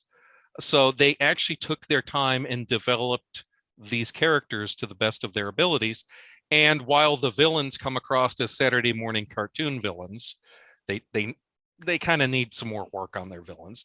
Overall, the story was, wonderful. And then Witcher 2 comes out and it improves from there. There's a divergent path where you can support either the Temerian special forces or the Scoia'tael Inhumans that are, lashing out, the guerrilla fighters. You can go in either direction. So it's actually a relatively short game, but it's kind of meant to be played through twice, depending on which choice you decide to make. I might have to play that one. Yeah. Brace yourself for some wonky combat physics. It's never mind, because it's rough. But then you get to Witcher 3, and in my opinion, it's got the most accessible combat physics. You can debate whether which is why I did okay, because I'm an old man that got back into gaming late. It's like, if I just press the attack button, it flips me all around and attack. Yes, that's all you gotta do. No, it's not that simple. Come on. Press X to win. Yeah, you gotta learn the dodge and block. But it was the perfect example of a good adaptation where they sit there and they say, we're taking a story that had basically ended and we're creating our own non-canonical thing. Witcher 3 is non-canonical. That breaks everybody's heart when you bring that up, that no, it doesn't matter what the ending is. What's that, Sam? I said, hi, Carrie. Oh, she's rocking Heath over there. Okay. So the issue is, it's like, even if you really, really love those games, that, it's a nice little, sub story that's not official in any way, shape, matter, or form, but it's a great example of an adaptation, of taking an existing property and bringing it into another medium. So the Witcher 3 game doesn't end like the books. Oh, not at all. Not at all. No. I thought it was pretty. I don't know. As we see, the books basically end at the end of this red circle that I created. Okay. All right. That's where the books kind of end, and that's why I didn't fill most of the stuff in. So there's a little bit of overlap between the games and the books. Yay, I'm traveling again. Okay, yeah. Basically, it goes to right about here. There's one game that takes place during the events of the books, which is Thronebreaker. And that is a Gwent-based adventure story. So, it's kind of semi-canonical because which is weird, because in the beginning of Witcher 3, you are introduced to Gwent. So if you already know it in Witcher 1, why are you being introduced to it? You're not. You don't know. They have different mini games in Witcher 1 and Witcher 2. Gwent was introduced in Witcher 3, so it's one of these things where it's like, oh, okay. But no, the books basically end, from what I had said during our spoiler alert right here. Yeah, and so spoiler alert, you said everybody dies. Yeah, okay. Yeah, we're gonna spoil it again. We Yes. still have Witcher 3, which everybody's alive. Right. So right here at the boundary right here, everybody's dead by the end of this, with the exception of Ciri, who teleports off to go spend time with King Arthur. And which you get back in Witcher 3 I when am everybody's not alive. exaggerating on that. She chills out with Galahad and probably has sex with him. No, Galahad's pure though. Come on. Right. But he sees her in the lake washing, basically bathing the blood off of her skin. And he walks up on her. She pulls out a sword, and he mistakes her for the lady of the freaking lake because she's butt naked, wielding So a he sword. does her. He says, "You're the lady of the lake, so I'm going to do you." Well, he's like, I heard the stories that the Fae Enchantress would sometimes take people behind the mulberry bush or something like that. It's like, I'm not taking you anywhere, and you can have my sword. When you pry it out of my dead hands, I'll kill you, you know. So okay, so this is where I'm going to say the video game people were actually better writers than the book writer. But you remember, I said Witcher is like Game of Thrones and Tolkien mixed with Shrek. There's Pornhub. Well, yeah. I mean, you know, there is a lot of sex in the books. Hey, Daddy, I just noticed you washing in the lake here. Let's see what happens when I rub this part of your body. I guess that makes Wheel of Time Skinamax, but I digress. Yeah. So, anywho, they had the unenviable task of, since we're talking about spoilers here, when in 1270, which is 2 or 3 years after the events of the books, they have to somehow come up with a way that Geralt is still alive, and so is Yennefer. And so it's like, oh, okay. And it's awkward. It still works because it involved the Wild Hunt claiming their souls, and Geralt rode with the Wild Hunt for multiple years. And when he comes back, he has amnesia, and that's why you have to relearn all your skills again. Okay. I don't know why they just didn't set it within the intervals of the story, because generally that's what you would do, is, you know, kind of like what Lord of the Rings Online does with Lord of the Rings. This is what's going on off screen and in between things, you know. Maybe to not be bound by the canonical events. And they might have even been contractually not allowed, much like the Amazon Lord of the Rings stuff is contractually bound to not touch Silmarillion, Hobbit, or Lord of the Rings. Well, it's Lord of the Rings. It's just Lord of the Rings, which means the appendices. Right. That's the only thing they can use or something like that. So they might have been contractually bound to that, but it's like, hey, Witcher 3 was their third game. And I think they did an outstanding job, and they certainly got people interested in this property. Well, I'll tell you my kind of introduction to it was, I was just bored, and I looked up online best RPGs, and Witcher 3 came up on every little search term, every list as number one. And I said, well, shoot, it's on sale for $30 versus the normal $70 or whatever, $69.99. And I said, $30 for entertainment for 2 or 3 months. That's a pretty damn good deal. That's like 1.5 lap dances. Okay. So, yeah, I'll do $30. And I did it. And I was like, this game is fucking awesome. And I just played it, and I replayed it. And then the series was coming out, and I was like, I didn't like Cavill as Superman, but I'll give it a chance. And the series was one of the best. Like I said, a 7 out of 10 is the best you're going to get nowadays. Well, realistically, they kept the aesthetic from Witcher 3. Mm-hmm. You know, you can tell that just by their character design. And that's my ultimate. Yeah, that's my ultimate point, is they're going by Witcher 3 popularity. Yes. They're not going by the book popularity. And which is a bit of a shame, because the character design for Geralt in Witcher 1 and Witcher 2, I think, is a lot more close to the depiction of him in the books. In the books, Witchers really don't wear armor. the sort of creatures they go up against, it's the whole reason for the pendulum training. The sort of creatures they go up against, if a manticore hits you with its tail, you're dead. The only way you can survive is if you avoid that hit. So wearing armor doesn't do anything for you, right? Well, and I'll say this is where the games kind of went right on accident. Is if you can choose the light, medium, and heavy armor in the games, and if you choose the heavy, you're dead.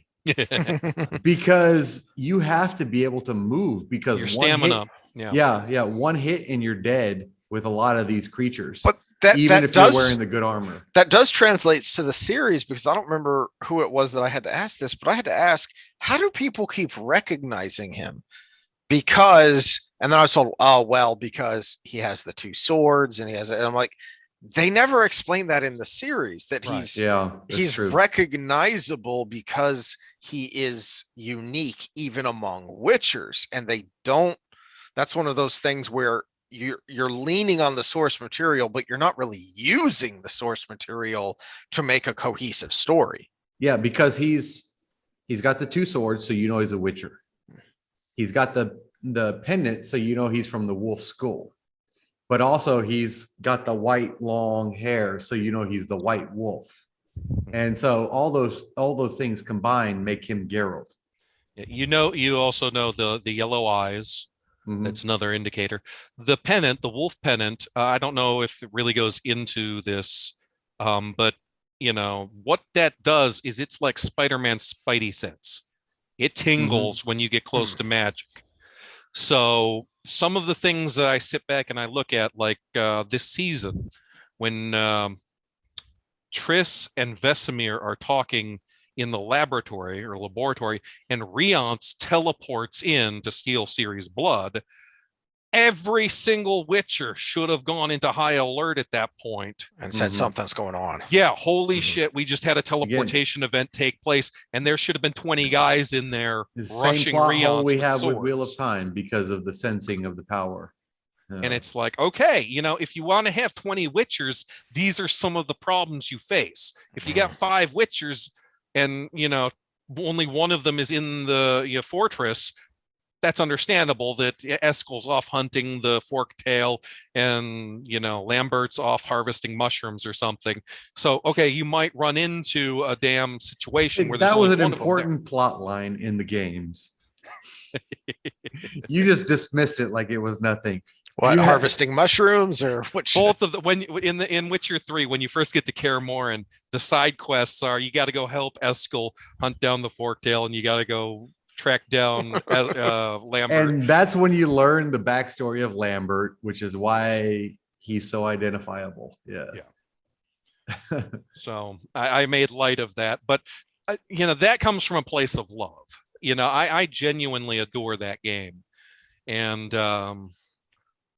I adore the world that this comes from, and I feel a bit like Vito Corleone going, I don't want his mother to see him like this. Look how they massacred my boy. That's kind of what I'm feeling here, where it's like I want to see the stuff that I love from the games or from the books. I want to see, I want to look into the camera and go, are we eventually going to get dinosaurs on this dinosaur tour? And turns out we did. And in the last episode, she summoned them in. It was like, what the hell are these basilisks thing? No, come on. But I look at it and I see how the little kernels of greatness that could be there. Well, which is I think, let me formulate the thought here. Take your time. We're not on a clock. You're going to edit all this out anyway. I'm not going to edit anything except adding everything together that we did. So all the bad and good moments, everything, because it's going to be warts and all. Warts and all. Yeah. No, but that could be the subtitle right there. Warts and all. But that's the problem with the whole situation is there's a formula everything has to follow. And I have a feeling, just from watching it and watching other things that have attempted it, that The Witcher is the best we can get right now of an adaptation in this moment in time. Now things might change. That's kind of sad. Yeah, I would agree with you if I hadn't seen Dune this year. I haven't watched Dune yet. Have you seen Dune, Heath? I have, and I was annoyed at one of I don't remember who I was listening to that was complaining about it and said, well, you can only like this if you know the source material and you love it, you're defending it.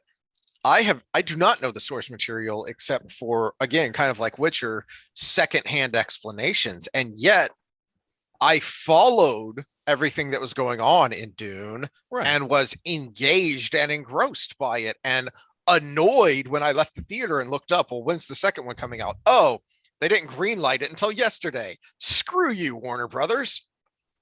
Well, in Warner Brothers' defense, the previous attempts at Dune had not been too successful. The previous attempts at everything Warner Brothers has done lately has not been very successful. So my homework is to watch Dune. Yes. Before we meet again. But from a TV show standpoint, from our failed Wheel of Time, our failed Elfstones of Shannara. What else? Well, it's not just Cowboy that. Bebop. It's Star Wars, Star Trek, Doctor Who. Yeah. I mean, everything. all the big ones too. This is happening with every single popular property that the nerds go in and they make it thrive and they make it survive, and eventually the postmodernists see this and go, this is the perfect vehicle for me to push my agenda with. Mm-hmm. And The Witcher has been the best adaptation of those manifestations. Okay. And I think The Witcher and I brought up Dune, I think, when we first started talking about Wheel of Time, that it is another good example of this is an incredibly complicated universe. I think Chuck can speak to this more than I can, that it, from what I understand about the guy's biography is he took a lot of shrooms of the Super Troopers variety. He took a lot of shrooms and had some really out there thoughts and then wrote this science fiction. So it's a really bizarre kind of setting. It is not necessarily accessible to the casual viewer. And yet the makers of the film managed to make it accessible. I understood what was going on. I understood the causes and effects. And even if I didn't know all the backstories and details of these houses and this feudal society, I could still get at least the general idea enough to be engaged in the storyline. Same with The Witcher. And my critique and complaint about The Witcher really is that since it's a full series, since it's so many episodes, I can see more. It's not just 2.5, 3 hours, whatever Dune the movie was, but I can see more and see more places where they could have gone from good to great. Similar to what I was saying with, I see the kernels of greatness, and it's just like, if you just focused more on this storyline and not added your own weird BS, because there was nothing wrong with Yennefer being blind at the end of the Battle of Sodden. That would have been an interesting story in and of itself. So why the heck change it? Yeah. By those thoughts. Okay, so getting back to our final thoughts, this is, to me, as I've been saying, I really liked the series, not knowing any of the background, but I recognize where it was good and it could have been great. And I was asking, hey, who is this person and not that person? And it was Sabrina Glevissig. I just remembered her last name. This character, the kind of reddish blonde hair here, and in season 1, she plays a very integral part of the climax of Yennefer's story. And you can even see in this picture that here's Triss. Helped me climax a time or two, but exactly. Here's Triss in the background. She's playing second fiddle here. She's not as important. And yet in season 2, she's going to be much more important. And to the extent where, since it had been a bit since I'd watched season 1, when Triss popped up a few episodes into season 2, I'm like, oh, that's that girl. Wait. No, That's not right. That girl was a blonde. Who's that? And this is where you leaning more on the source material to make a more cohesive narrative would have worked better. For instance, I don't need to know the backstory of Mousesack to have an investment in him as a character, because of how they set him up through both Siri and then the crossover with Geralt's storyline in season 1. Mhm. They let me know who this guy was enough to care about him and have an emotional impact when he was killed off, and then his skin was used to try and get Siri. Yeah, another Netflix invention there. But did they use Mousesack? Did they use the character effectively? They use the character effectively, and as Sam can tell you, he's in the game. He's in Witcher 3. They actually refer to him by his actual name. He's who's Ermion.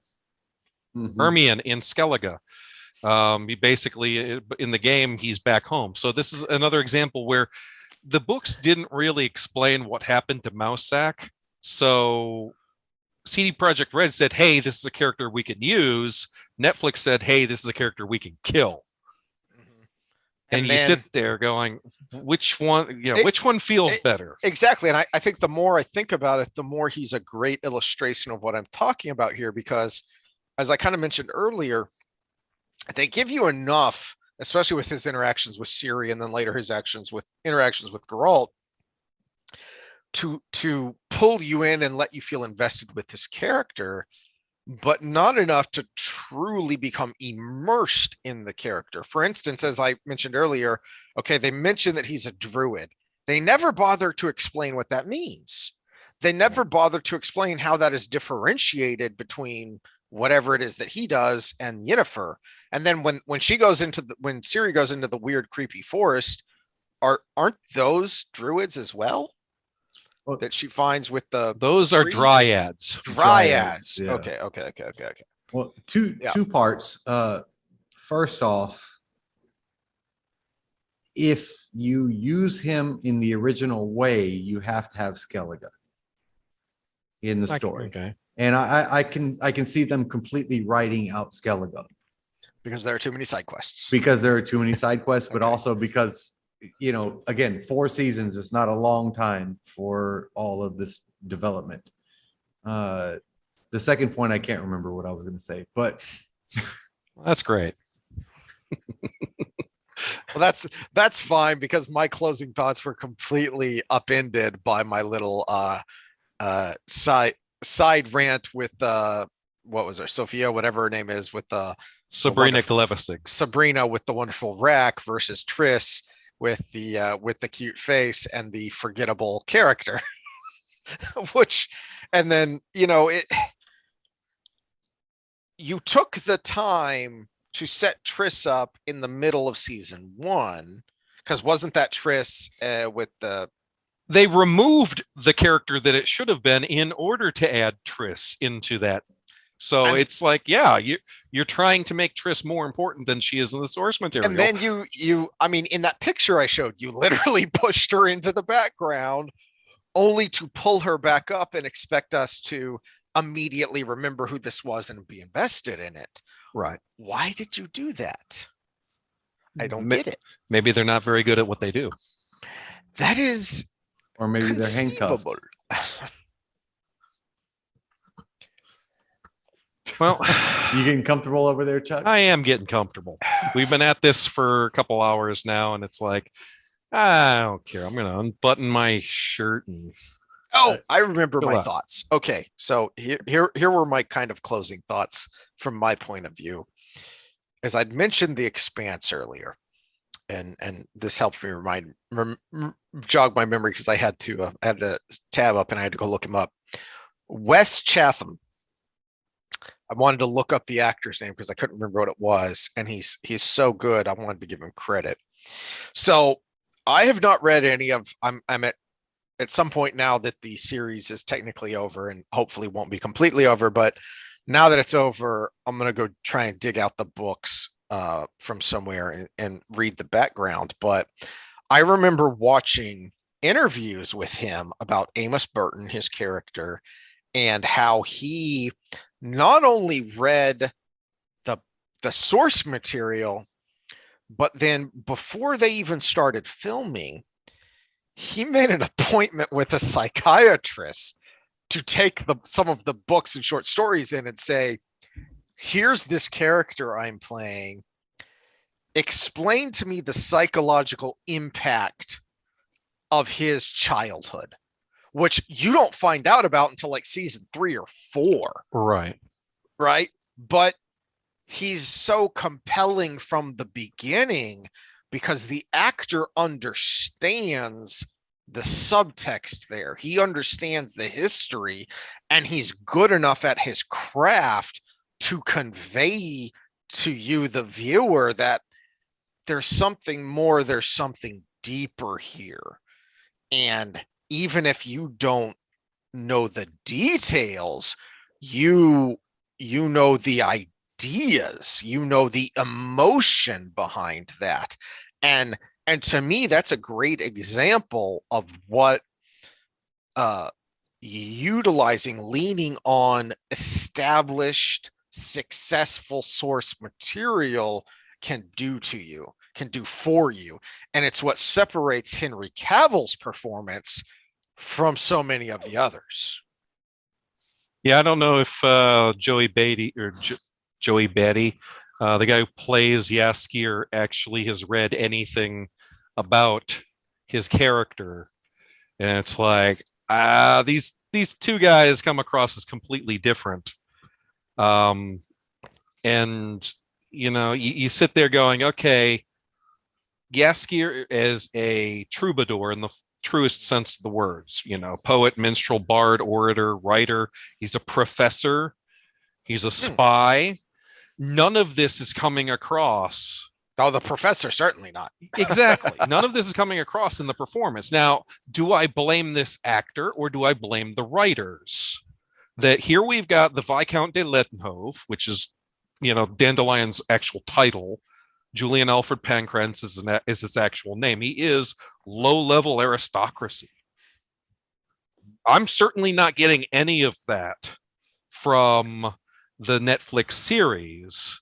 And that's fine when you first meet him. My problem with him in season 2, he hasn't progressed. He hasn't changed. He's the same guy. He did progress. He progressed more visually to this Witcher 3 perception of him. And I'm telling you, everything of this series is based on Witcher 3 popularity. Oh, yeah, you're absolutely right. Not the books, not the first 2 games, but the 3rd game. Yeah, at this point in the story, Dandelion and Geralt should have known each other for 20 years. Well, and also, you haven't seen that we know him by Dandelion yet. Well, that's the thing is, Jaskier is Polish for buttercup. So when they translated the game, they said buttercup doesn't sound too well. When they translated the books, we're gonna call it Dandelion instead. It still doesn't translate. And I'm like, no, buttercup would have worked perfectly for him. He's a dandy. They even refer to him as a dandy in the last novel. That he is a lover, not a fighter. And he's eloquent, and he talks with women as though they are the most special things in all the world. He's not using any good tactics or anything. He's just not treating them like broodmares, which evidently women like. I don't know. So, but yeah, the characters are highly inconsistent. I actually agree with you on that one, Heath, that it's interesting to see the difference between an actor who knows and respects the source material and tries to bring a little bit of that in versus somebody that you're like, I'd be shocked if he knew anything about the character that wasn't in the script. You can see that if you just fast forward to all of Geralt's scenes through season 1 and 2, you can see this paradox of consistency yet progression with him. And that's what makes him such a compelling character, even for someone who's not invested in the games, hasn't played them, hasn't read the books. But I do appreciate Henry Cavill's acting, even if he's in hot garbage like Man of Steel, which was not a Superman movie, and Zack Snyder should be in Gitmo. But I digress. You have anything to talk about, Sam? Do you want me to No, talk no. about? Well, yeah, I know that I come across as complaining a lot that this series is horrible. No, it's not a horrible series. I think you guys are absolutely right that it's perfectly watchable entertainment. It's just frustrating for those of us who know the story and specifically know what they cut out in order to make room for their own bullshit. That's the part that really wears on a lot of the book fans, is the fact that we sit here and we go, why? Come on now. And so if anything that we've said today is entertaining to you, I've read the books, I've listened to the Audible, books on Audible, books on tape.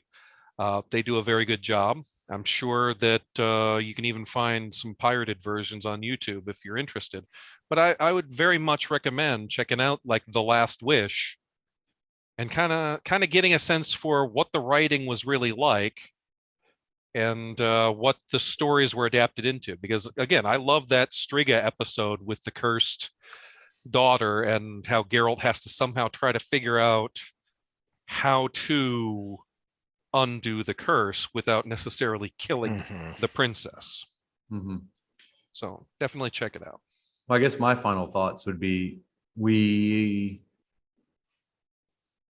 can't expect too much coming out of source material.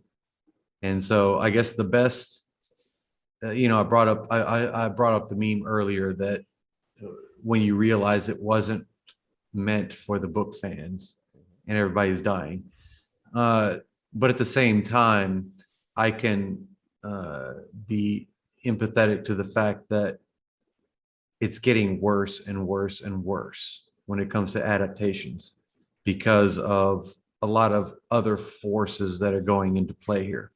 And realistically, I think the message that I would like to put out was we need to free art again, because art should be the one thing that is untouchable from a freedom standpoint, because it is our interpretation of the world. And if our interpretation is racist or bigoted or whatever, then it will be judged such, right? But if it's just a general adaptation of what we saw, then it's going to be another medium for that to be displayed to the public. And we've taken that away. So whether it's Wheel of Time, whether it's Witcher, whether it's Lord of the Rings, or whatever, it was something put on a medium at a certain time, and we should be able to translate it to another medium without other rules impacting that, other than the fact that it has to be actors involved, or it has to be film involved, or it has to be in color versus in black and white, or it has to be in video versus words. And unless we allow the freedom to do that, we're going to get a diluted product no matter what. And I think that's what we got with Witcher. Witcher, to me, is the best result of a diluted product we could get at this point in time. That's not a bad appraisal of it, I think. Yeah, that's my final thought on it. So I say it was good, but it could have been great. Do y'all say what it was okay, but it could have been great? No, it was good. It was good.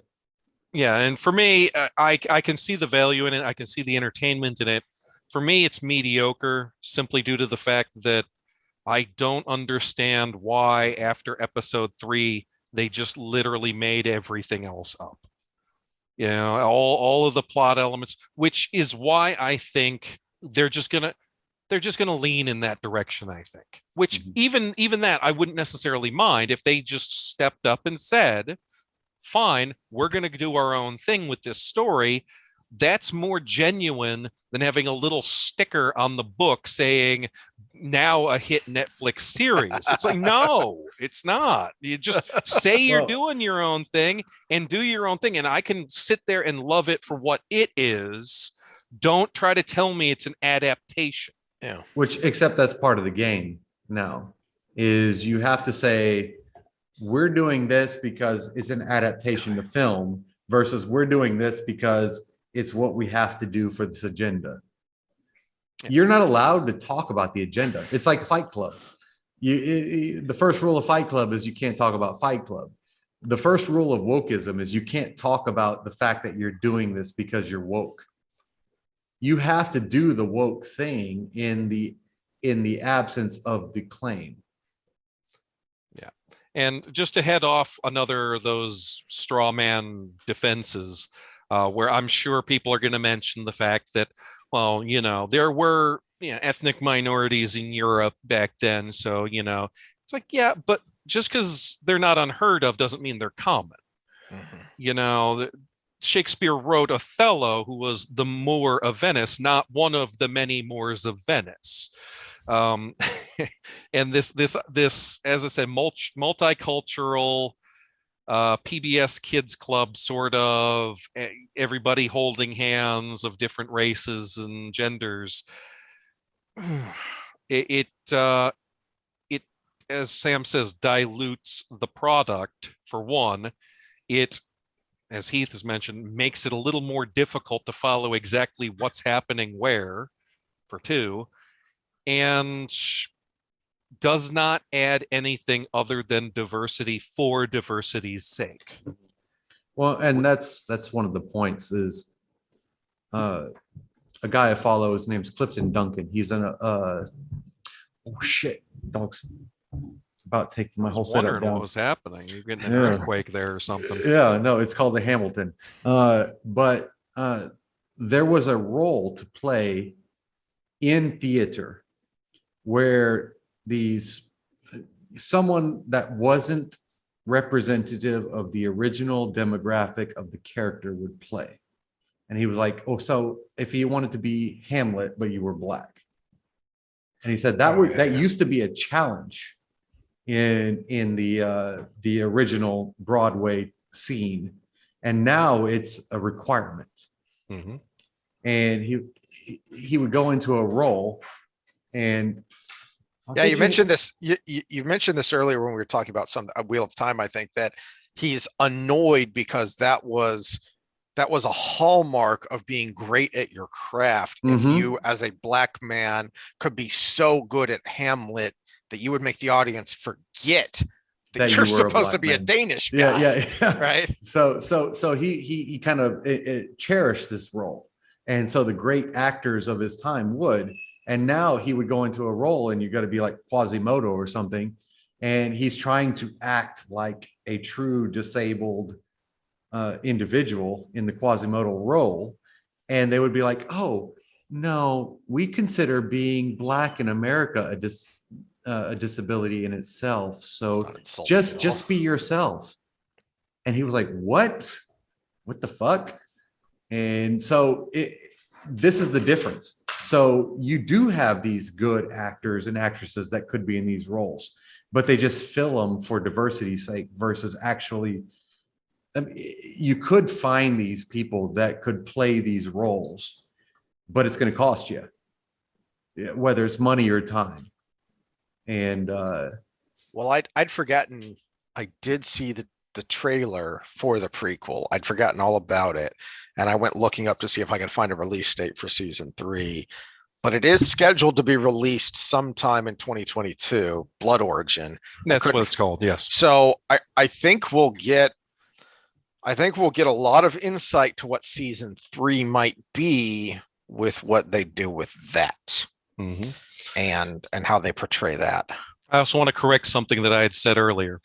Earlier, Sam had talked about the actress playing Tasia DeVry. I referred to her as Maria Buring. It's actually Mayanna Buring. So I mispronounced her name. So I'm sure I'm going to get a bunch of hate mail for that. No, Bunch we of dark fact checked. furners. We fact checked ourselves. We're good.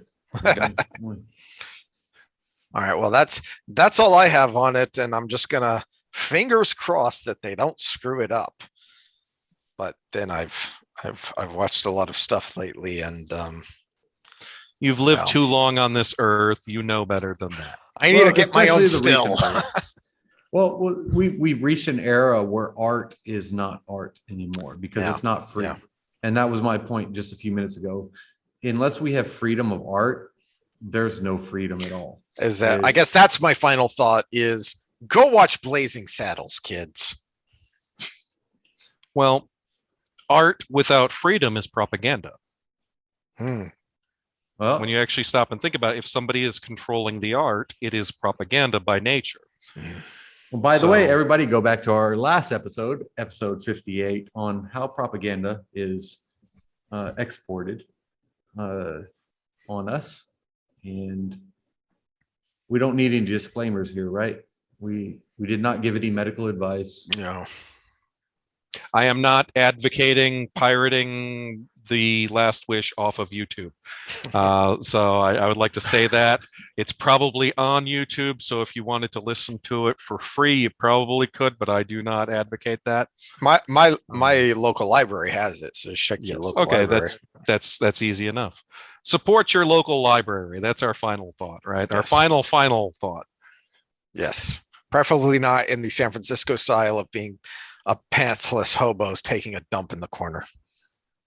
I guess that was our final thought. Wow. Yeah, I don't know how to follow that up. You're welcome. That's hard to keep an erection when Heath says that. Not when you take the blue pill. It's okay. It's okay. That's an old joke. I'm sorry. I hate everything. Well, So it we is an done? old joke because the older you get, the harder it is to get it up. So, I hate everything. wow, we've digressed. No. What was the game that they kept saying? And as we digress, Luna. Something like that. You said, what was the game? I'm like, Witcher 3. We've been talking about this whole. No. No. That's- It was. I think it was Luna, where he would always say, "And as we digress." Yeah. Okay, so do you guys have like a traditional send off? Have you guys Oh, figured God, that out no. yet? No, we haven't figured that out. You gonna give us one? Oh, didn't realize that was part of my wheelhouse here. You're contractually obligated. Yes. Yeah. We're gonna give okay. So we're gonna give the our traditional send off will be as our third guest. We always request a unique send off to take us through. And here you Unique go. for me or unique for just never having been on the show before? Yes. All of the 'Cause above. I typically say, thanks for putting up with me. So, and I truly mean that. Thank you for everybody who's paying attention. Thank you for everybody who tuned in. Thank you for putting up with us. Yes, Right. please like, share, subscribe, etc. Blah blah blah. That's what I say to my wife on our monthly conjugal visits. To like and share and subscribe. Thanks for putting up.